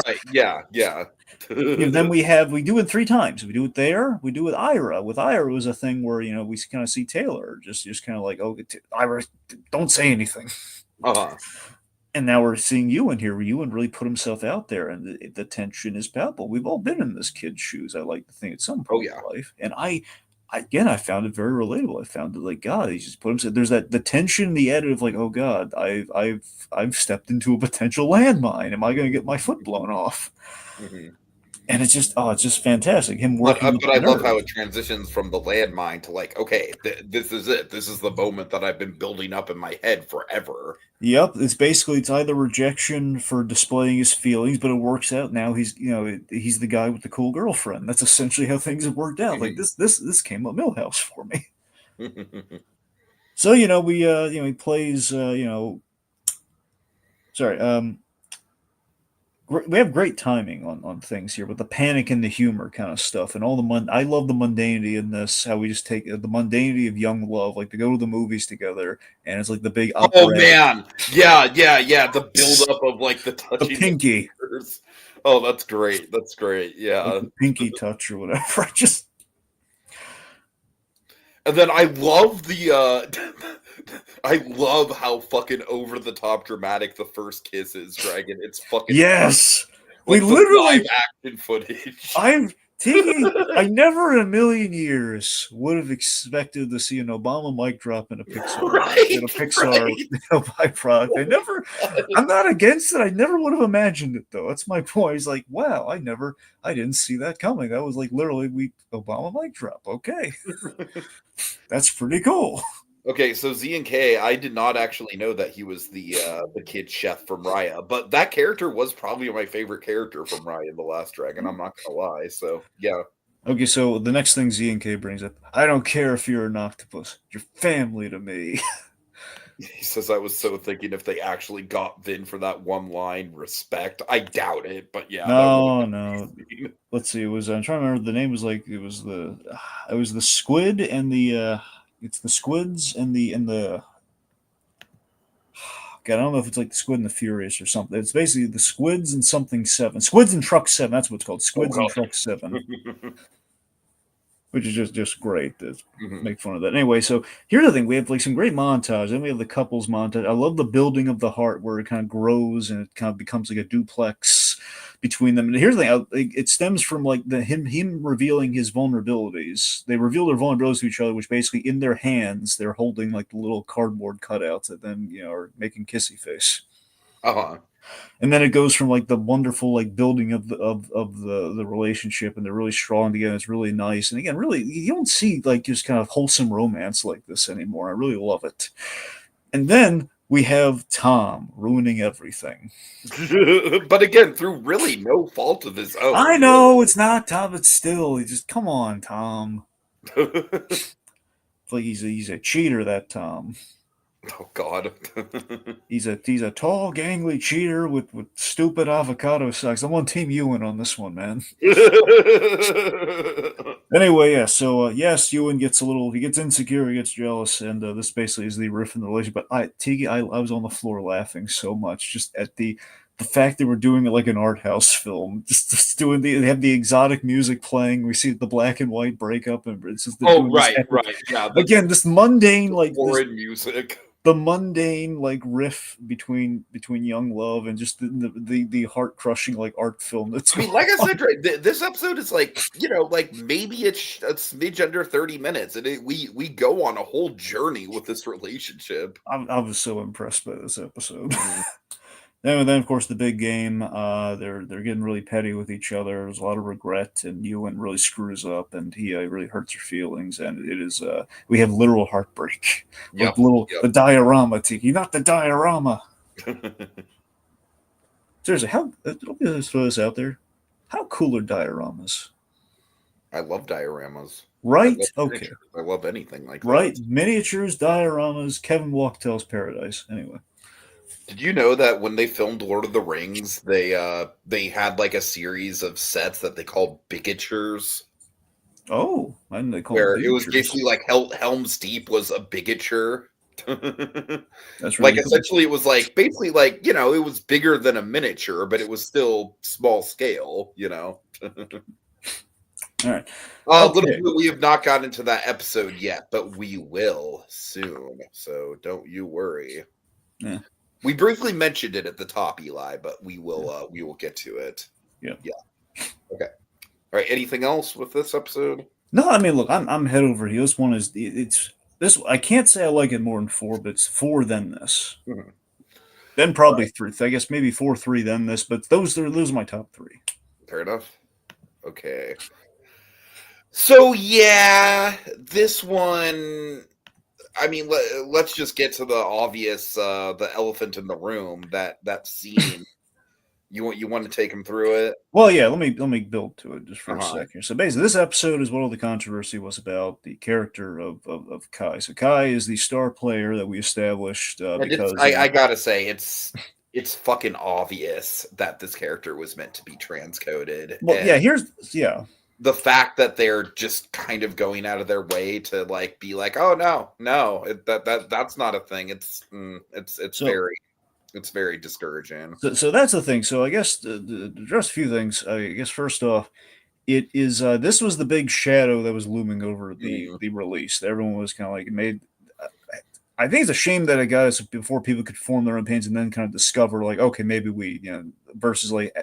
I don't know. I think it might hurt viewership, and I think that's unfortunate. I definitely think it hurt viewership. Which it's against. I think some people may have boycotted without giving it a chance. Yeah, and right. Here's what I say. So my whole thing with the boycott has always been like, this wasn't a creator call. This was a fucking business call. The creatives involved with this show absolutely would not have done it this way. I think there is a party. So that's why I'm still going to support this show and watch this show. Well, that's the thing. So first, we just no matter any way you slice one, this is Disney making a call, and Pixar has to give a party line. They have to honor it. They don't want to honor it, but they're going to have to. And unfortunately, I think the word got out before. Again, had the word got out after this, then I think people then could have made an informed decision. But regardless, and people are already in fuck Disney mode, which doesn't help. Yeah, so I wanted to stay on Disney and not Pixar just for reasons that's out of their control. Like that's not fair to them. Regardless, so here's where I come down. Now, I always was a very wait and see attitude because again, we didn't see the product, we didn't know how much of it was a story driven choice, and now that we have the episode, it comes down to one scene, Dragon. Yeah, me too. That's what I'm getting at. Yeah. So basically, we reveal. So Kai is in moving to a new place, wants to transition. Emphasis on the word transition from baseball to softball. So I really like the subtext that does still exist in the episode. No. I'm sorry. Go ahead. I don't mean to just cut you off. Well, you leads. Go ahead. Well, I'm just saying. I'm saying visually and with the stuff that we can't change, I do like that the subtext of okay, going from baseball to softball. Now, mind you, I don't think it just solely should have been that, but I like the visual. Okay, so we have this kid with the hoodie, which is kind of masking something that they're kind of have certain feelings about. And I think the parallels to the issue are there, and I kind of like that they're still there, and I kind of see that's why they kept it in there. But what we end up having, because of what we've cut out, it feels like we have a reveal without a point. For example, when we take the hood down, there is no point to that. And that's what we're missing. We're missing a full on I think we just need to say it at least once. The word needs to be said once. I agree. And because that's lacking, that's where the problem comes. You see what I mean? So I think what's there in itself. My thing is, I absolutely don't think the line, well, this is a lot, but I love you. That doesn't make any sense. If you're not going to commit to it, they should have fucking cut that line. Exactly. Instead of trying to have that line be like, wow, you're going from baseball to softball.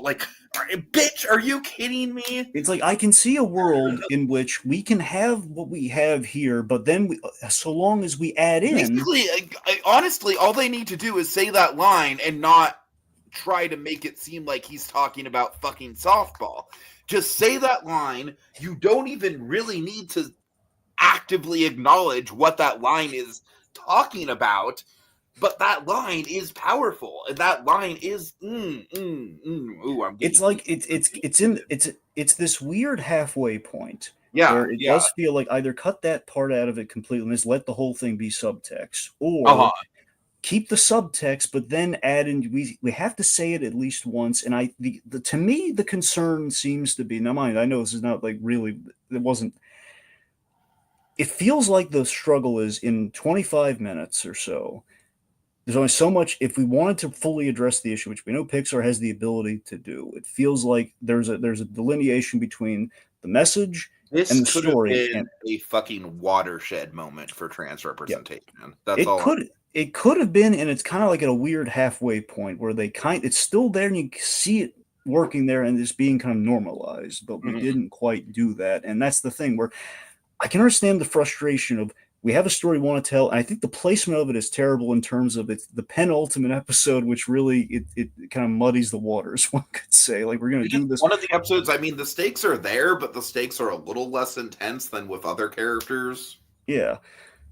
So I guess what I'm saying is I understand the frustration of, we're trying to tell a story, but we also want to say something important, but we can't fully give it its due. And I feel like the only fix for that, for what we have, is like, again, either cut the one scene, or we say the word and then just kind of let the chips fall where they may, or we've said it, we're not afraid to say it. And what? No, go ahead, finish. That's the thing. We're basically, it's like we've said the word, we have the subtext there to basically hopefully carry us to the rest of it and kind of fill in the blanks, and just let the chips fall where they may. So at least we didn't shy away from it, or we just cut out the part that doesn't make any sense, and we didn't do either of those. So Z and K mentions like who knows how much was cut out, but as it is, the way they did it was okay beyond the recast. Was there? I don't think there was a recast. I heard they did not recast. That's what I don't think there's a recast. I think that's the thing. Like, the actor, I mean, all I know is the original actor, whether it was recast or not, to my knowledge, not recast. The original actor has spoken saying that, I'm a little disappointed in the choice. Yeah. Like, they did get a trans actor to voice that character because of the original intent. Actress. So, well, right. Yeah, sorry. Well, I'm saying actor in the sense we would call anyone an actor. Yeah, but I'm just saying, like, Sure, no, by all means. Sure, actress. Okay. All right. Regardless, but I love that visually, even in the montage, we see, like, there's this really nice bit where you have, like, all the girls, including Kai, and then, like, Rochelle's coming in there not Rochelle's mom, Vanessa's coming in and taking a picture of him. I feel that was intentional. I'm saying, with the importance of the hair thing, the hair reveal, and then that felt very much like we wanted to say something there, but we can't say the word. Right. Again, it's the I love you scene and the hoodie reveal. Plus, we do the hoodie reveal twice, where it feels like that hoodie reveal. I respect that artistically, what we're trying to say with that visually, but if you hit the episode on mute. Here's the thing: if you put this episode on mute, there's a really powerful story there. Think about it. If that scene, like, if you just play again, Pixar is nailing the animation. It's like, okay, I think I get the astute mind be able to, like, say, What do we think of Lil Ray Howard, or Howard, right? Rel. Howard. Yeah, Rel. Yeah, Lil Ray. Sorry. What do you think of him as the dad in this episode? So again, in general, I like Rel. I think he's in general, I think he's funny. Wasn't Brian Tyree Henry the Taylor's dad? I think he was.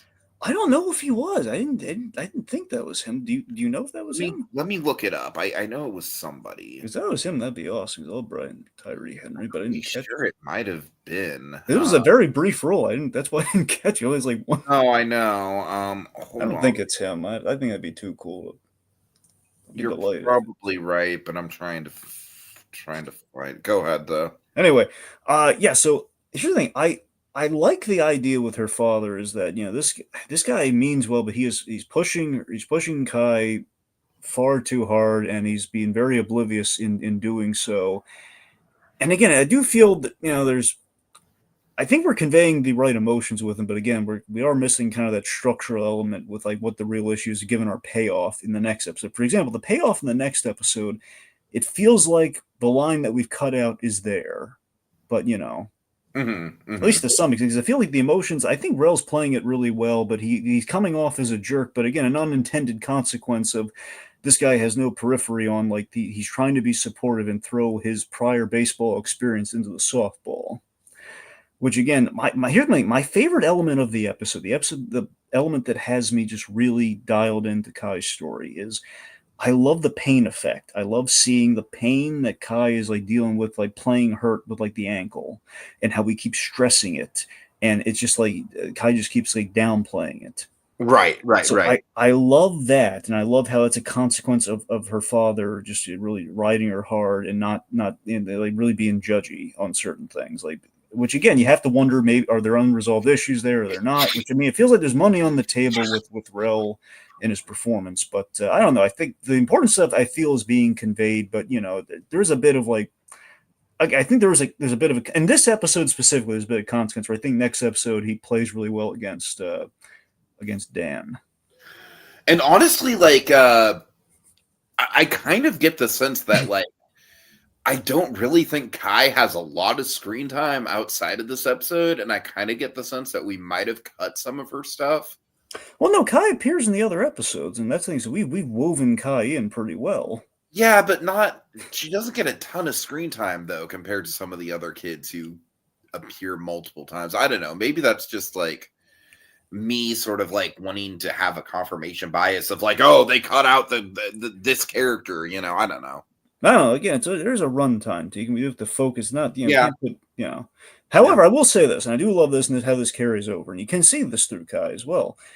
Again, Kai is kind of caught between Coach Dan and her father. Her father, who essentially worms his way into being coach and essentially is her personal coach at home, where you get a sense that Kai is more comfortable with Dan because Dan is like a lot more accepting of realities and he's about having a good time. Where, her father, James, he's just riding her hard and like, we're running, which again, presumably is the reason why the ankle sprain or break or whatever. It's not broken, but like the sprain happens. I'm wondering how the heck that kid's able to walk by the end of this, by the way, but still. Dragon, my favorite movie of 2024, Challengers. One of the big hallmark memorable moments is an ankle injury, a very bad ankle injury. So I will say having that ankle injury as a point of tension kind of hit home all the more because of that for me. Yeah. Oh, by the way, I do love that. I'd like to think this is an intentional gag, but I could be coincidental. I love the fact that the anxiety that Kai feels is like when she's basically sucked into the ground, she essentially sinks into the floor. Uh-huh. And we have Rel, who was very pivotal in Get Out. Oh my God. I'd like to think. I mean, look, they were in the first Toy Story movie, we had The Shining referenced. Okay, I think it's possible. Sure, yeah, it's possible. Oh man, it is. It is. That's kind of crazy though. Let's throw it out there.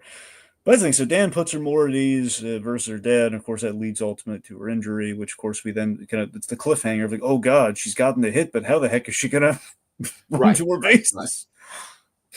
Right. Okay.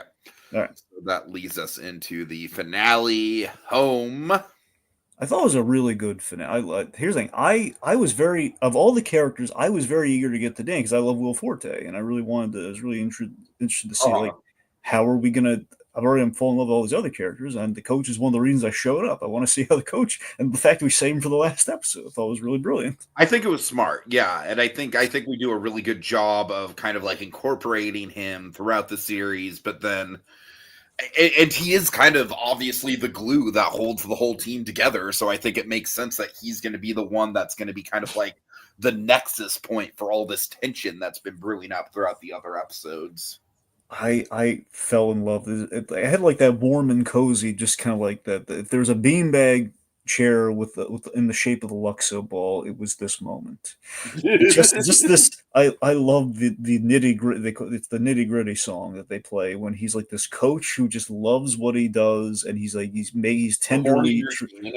Yes, the morning routine. And I got really into that as well. God. I love the lighting on it. Yes. You're right. It's so comfortable. It's like everything for a Pixar fan right there. Yes, just like the guy, the nice, wonderfully designed character. He's a good Pixar dad, which we like. He's just hitting all the beats. He's checking all the boxes. He takes pride in the sport. It's perfectly done. Have like a Pixar parent bracket tournament, Dragon. One of these days, maybe. I don't know. I'm just saying. Like have the moms compete against the dads in different brackets. Right. Well, that's basically Parents' Day from Hey Arnold. Yeah, essentially. So we're gonna have Dan going up against King Fergus over the Jello pit. God. Okay, anyway, so by the way, I want to highlight this. Will Forte, again, given range, which again, rarely, again, I love them when we're able to give him range. I fucking could not stand Will Forte's Shaggy. You know this. I'm not saying this is Shaggy, but this is No, just it's not. This is a much better role for him. I'm saying I know you haven't watched the show, and I keep telling you, especially after Invincible, given that Oliver is voiced by the lead character in this show, Sweet Tooth. Okay, yeah. Sweet Tooth, Will Forte, he's in basically very early in the first season, and he plays his character like very wonderfully. A lot of TV I need to get to, Dragon. You know this. Well, that's the thing. The point being, Will Forte, it was like a role where it wasn't necessarily comedic, and he actually was able to stretch his dramatic chops, and he did it so well in that. Mind you, we've seen Futile and Stupid Gesture, in which he gets to play both the comedy and the drama. So this is kind of in that Futile and Stupid Gesture kind of esque kind of way we play him. So he's, I don't know, we saw some sadness behind the comedy. Yeah. Z&K says Coach Dan getting the field ready is so soothing, on par with Woody. Yes. Exactly. Yes. Jerry from Jerry's Game, cleaning him up. He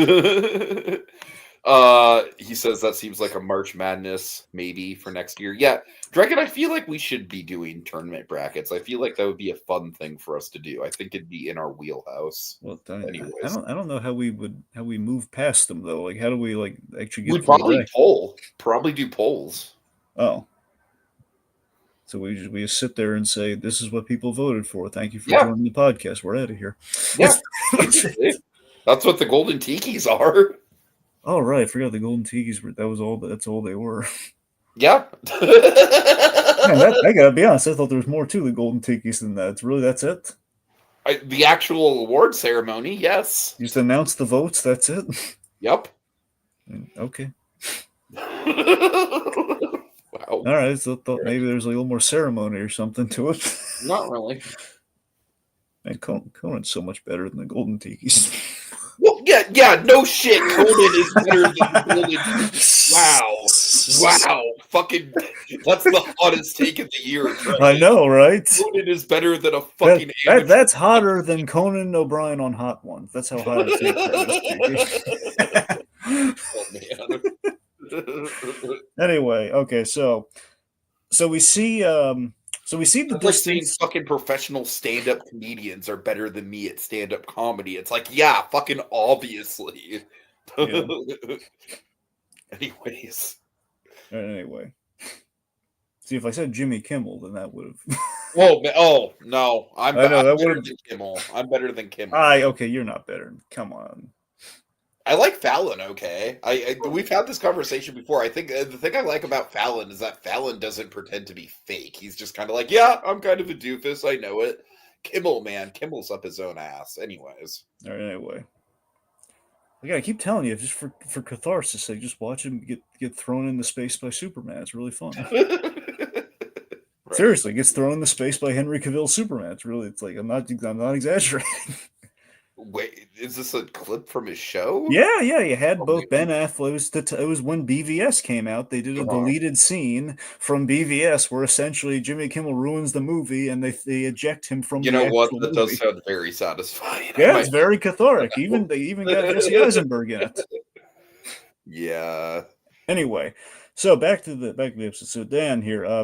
We see the distance from his daughter, and again, it's him not doing it out of being like a bad parent. It's him doing it to not show favoritism. I love, again, like much like Lori, I love how the anxiety that Dan faces is multidimensional. Like he's facing anxiety about like the judgment of the parents. There is the conflict with Kai's dad overtaking the team.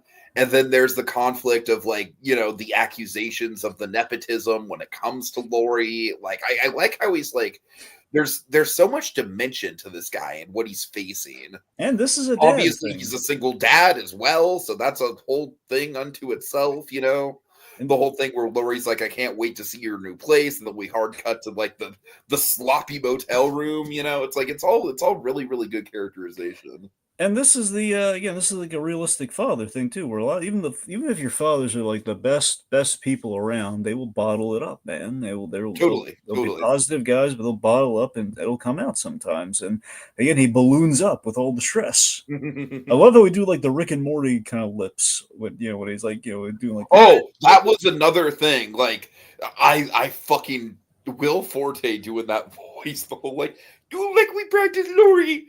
Like, it's so fucking funny. or again he can't outright cheer for him. He's like, "You go, Lori." That was honestly maybe my biggest laugh in the whole damn series. I think. But it's even funnier though when he's like insulting James under his breath. Right. Yeah. I don't need your friggin' playbook. So funny. Anyway, yeah. So the jerk parents, the PTA, they fire poor Dan for someone only because someone's better and he played a little baseball in college. It's the only reason they replace him. That's what just this really rubs me the wrong way. I gotta. And we had this beautiful moment where he has like this, and again, you have to wonder. And I love the ambiguity though. How much of this is him coding this as a magical experience, like a Mr. Simmons teaching the class kind of experience, where is it like him saying, you know what, you guys, I need you guys more than you guys need me, kind of a moment. Which is really beautiful. It's a beautiful sentiment, but you have to wonder. And he's like, think he's connecting father and daughter in that moment. And again, I like to think that's pretty accurate, but we don't know. Could just be him kind of like, looking at it. Also, for example, this could be a lot harsher. Like the parents are crawling out of the trees. So, how harsh of a thing was it? Again, it's the fun Rashomon of it all. Anyway, so yes, he's got the Mrs. Doubtfire apartment going on with the motel. You feel for the poor guy. Mm-hmm. Yep. Again, he's like not taking the divorce. It feels like a fresh divorce with those boxes, I tell you. It does definitely feel like. I think it's a very fresh divorce, probably like within like a matter of months after the divorce, I would guess. And again, one could argue that's why he's throwing himself into the softball, where he just wants an excuse to see his kids. Oh, here's someone who really got the shaft. Lori has a sister that we just randomly just showed. I know, right? That did kind of throw me off a little bit. And we had a nice. Is pretty funny. I think we call her back here. We get to see the joke here, where she was driving in the lorry part. Now we see his perspective, like she crashed to a mailbox. Like, oh, I'm terrible. No, it's okay. Mm-hmm. God. Plus, it's not his mail. It's not his mailbox anymore, so he's fine with it. Right. Anyway, so point being, Kai gets hit, and again, like Kai is very, very comfortable around Dan, and it was then James is trying to horn in on his action, at least the way he sees it, and then we do our full. This breaks the heart. He forgot Lori, and again he prioritized Kai. Oh man, yeah, that's fucking brutal. The chain of text messages where it's like none of them are like outwardly negative, but you can. It's just you feel for the poor kid. It's a palatable fucking disappointment. And again, I love it. It wasn't like him being complete. It wasn't him being thoughtless. It's him in the mindset of like he wants to. As a coach, he's providing distance, so she's doesn't have favoritism. But in this moment, he really just should have brought her along with him. So it was absent-mindedness. Right. Yeah. Like, oh no, he made a very and it just makes him look like a very bad parent. And again, he's not. But he's struggling. I mean, I don't know, Dragon. On some level, I kind of think like we want to be on this guy's side. This guy is very likable, but like on some level, he's not the best parent in the world. He's making mistakes. He's not like he's not like a bad parent, but he's he's not like obviously he's not like abusive or a showboat. Yeah, that's what I'm saying. Like he's not being outwardly being a jerk. Like on paper, you could see, and he left the kid there. He's always heartbreaking text, and he's not giving her any praise, and giving everyone else high fives. Mm-hmm. But she's it's a thing where he's a flawed parent.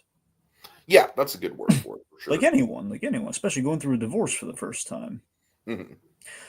All right, so point being, after this, we then have our big link up again, the full circle link up to the beginning of the season.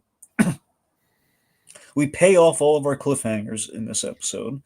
Mm-hmm. I love Dan's POV where he hears James trash talking him, and counting them out and saying, this is a wash anyway, and then looking at him. So clearly, that's perspective. Like, clearly James is like maliciously looking at him in that moment. But you have to wonder, though, did he actually say this game's a wash? Like, did he actually, say I something could like see it. I do like the ambiguity that we have in the POVs, like throughout the whole series. I mean, literally, if you think about it, like every single one of these characters is their own unique form of unreliable narrator. You know what I mean? The only reliable narrator is the kid with the orange soda. Yep. The only one we can trust.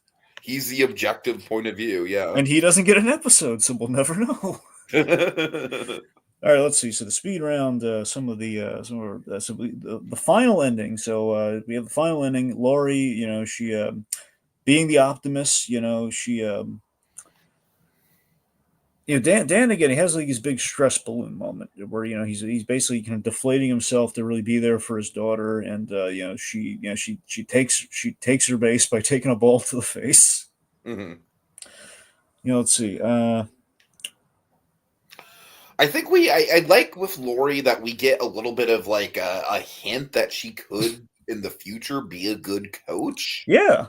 But we also have the bittersweet ending with her, which we'll get to. I want to maybe talk about that last. So it's like I like that we kind of have like a little bit of both when it comes to Laurie, where it's like there could be a little bit of an in for her to still be involved with the sport, but not yet, not in this current point in her life. I found it so pathetically funny how she's running to the base like at full tilt, and it's just reality. It's like it's just not good. The helmet's weighing her down. You literally get like the flashpoint like visuals. Yeah. And of course, like Kai is like literally running circles around her, and basically this causes Kai's injury. So let's see. We see cracks in the dome as basically it's kind of a domino effect. Where okay, so Kai makes the slide. Frankly, she makes it, and Frank, being the operative word here, Frank makes a bad call, which then leads to a riot. Mm. And James is on the field. He cracks the dome, Tiki. He cracks the nice, well sodded dome. Yep. I don't even think that's the right term. What do you call it when you grind the chalk? The well marked up dome. I don't know, Dragon. We don't know sports, kids. Not even softball. We don't know.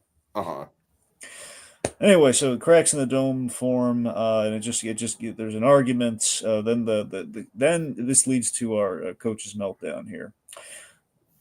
Another like it's obviously like not a realistic take on a panic attack, but I still think it's kind of like a take on a panic attack. Well, I think it's less panic. I think it's more just like he's kind of it's a release valve. He's bottled it up. It's like it's more, again, it's a meltdown before it's a panic attack.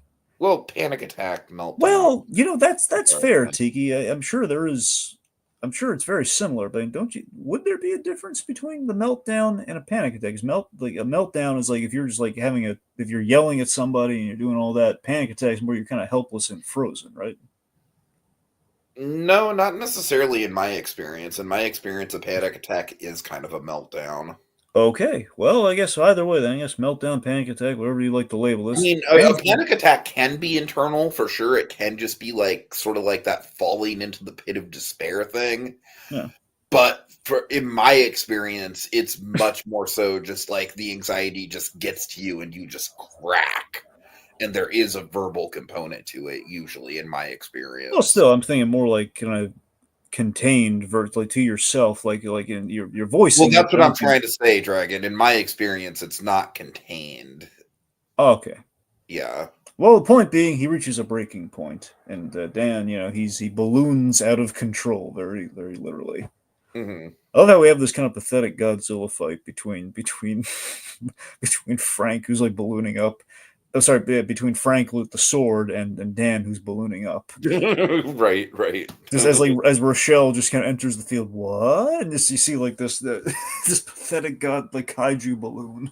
And to that point, Z&K says, to the point of the unreliable narrators, everyone does start to have their defense mechanisms interacting with each other, so it's not just in their heads. But again, it's like it's artistic. I mean, I don't think they're actually seeing obviously they're not seeing the actual internalized visuals, but yeah, I agree that there is definitely a sense of heightened reality that they are kind of experiencing. Yeah. So, for example, you have to wonder: does Taylor kick the crap out of the bleacher creatures? Right, exactly. Because she turns into an anime character.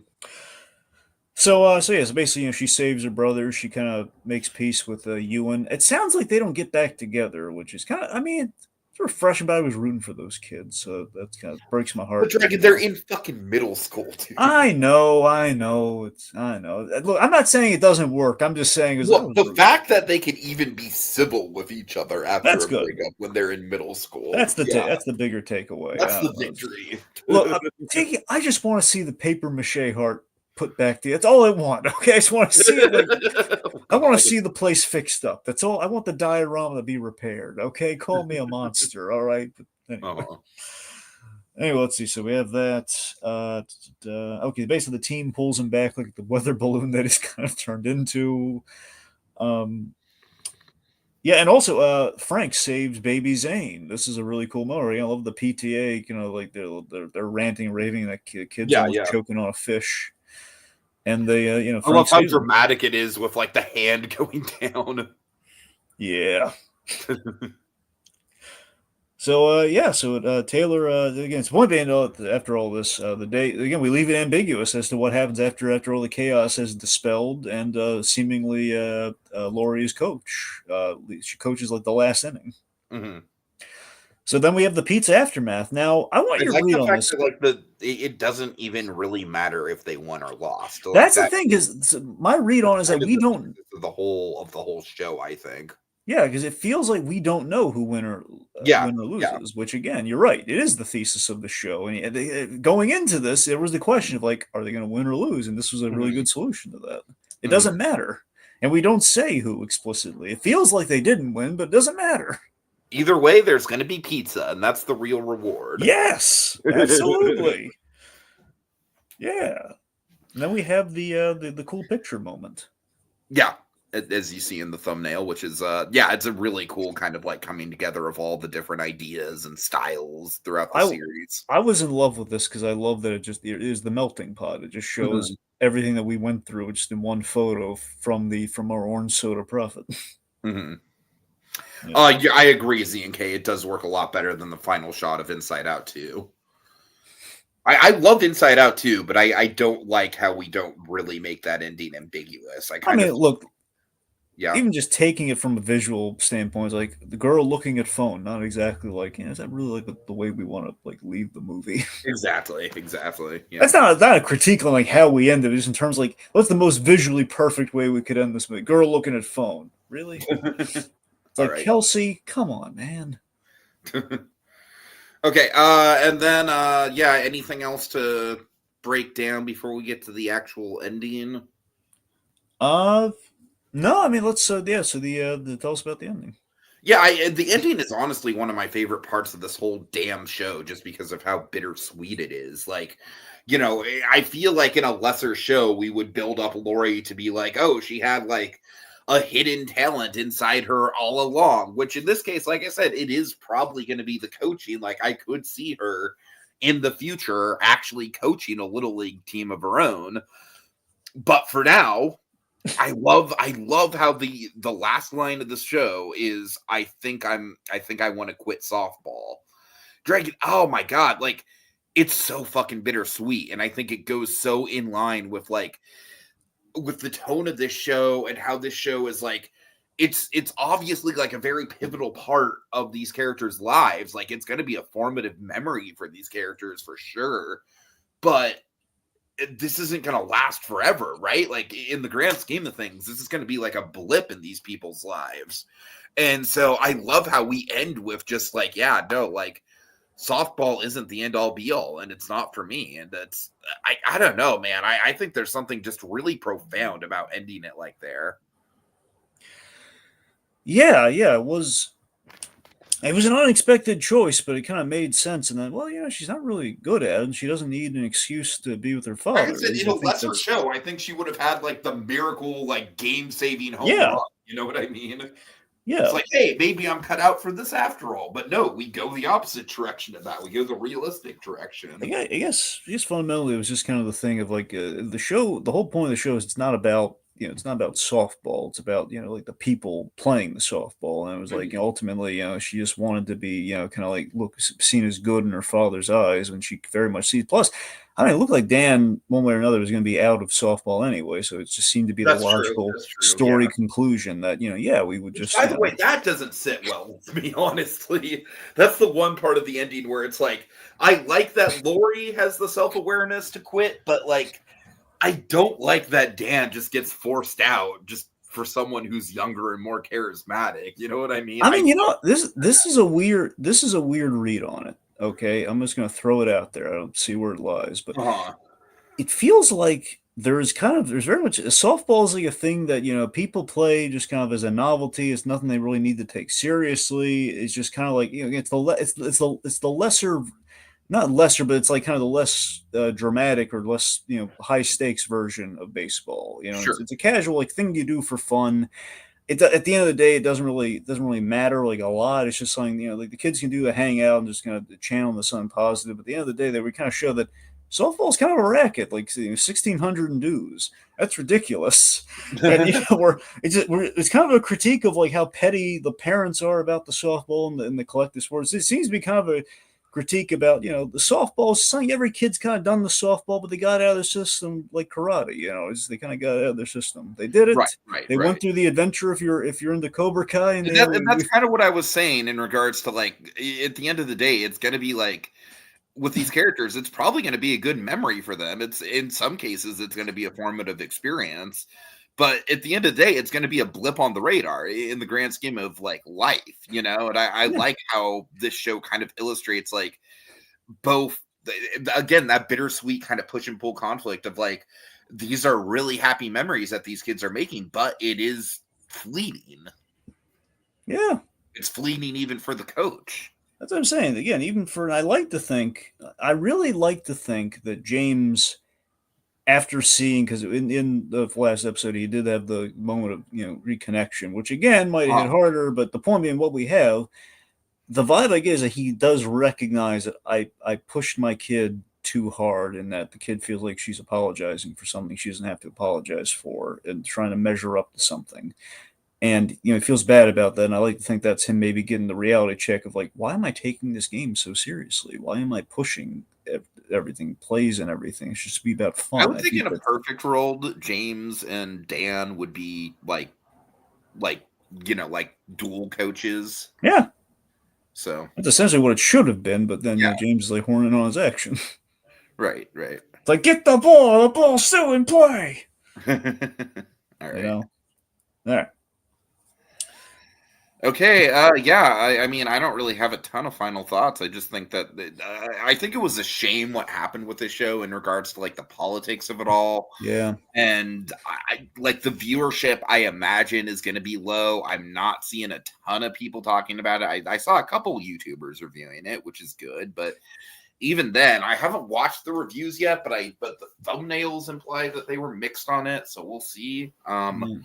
But I personally love this. I mean, I think this, with the exception of that one awkward scene in episode 7, which was not the fault of the creatives, I think pretty much everything in this flowed together perfectly. This is almost exactly what I wanted it to be from when it was announced. Like, I'm not a big sports guy, but I think they did a really good job of taking the tropes of like the sports movie and really kind of expanding on them in big ways and really making it larger than life. I think this is it's a shame that this is just going to be like a base hit, but I think in my heart of hearts, it is a home run.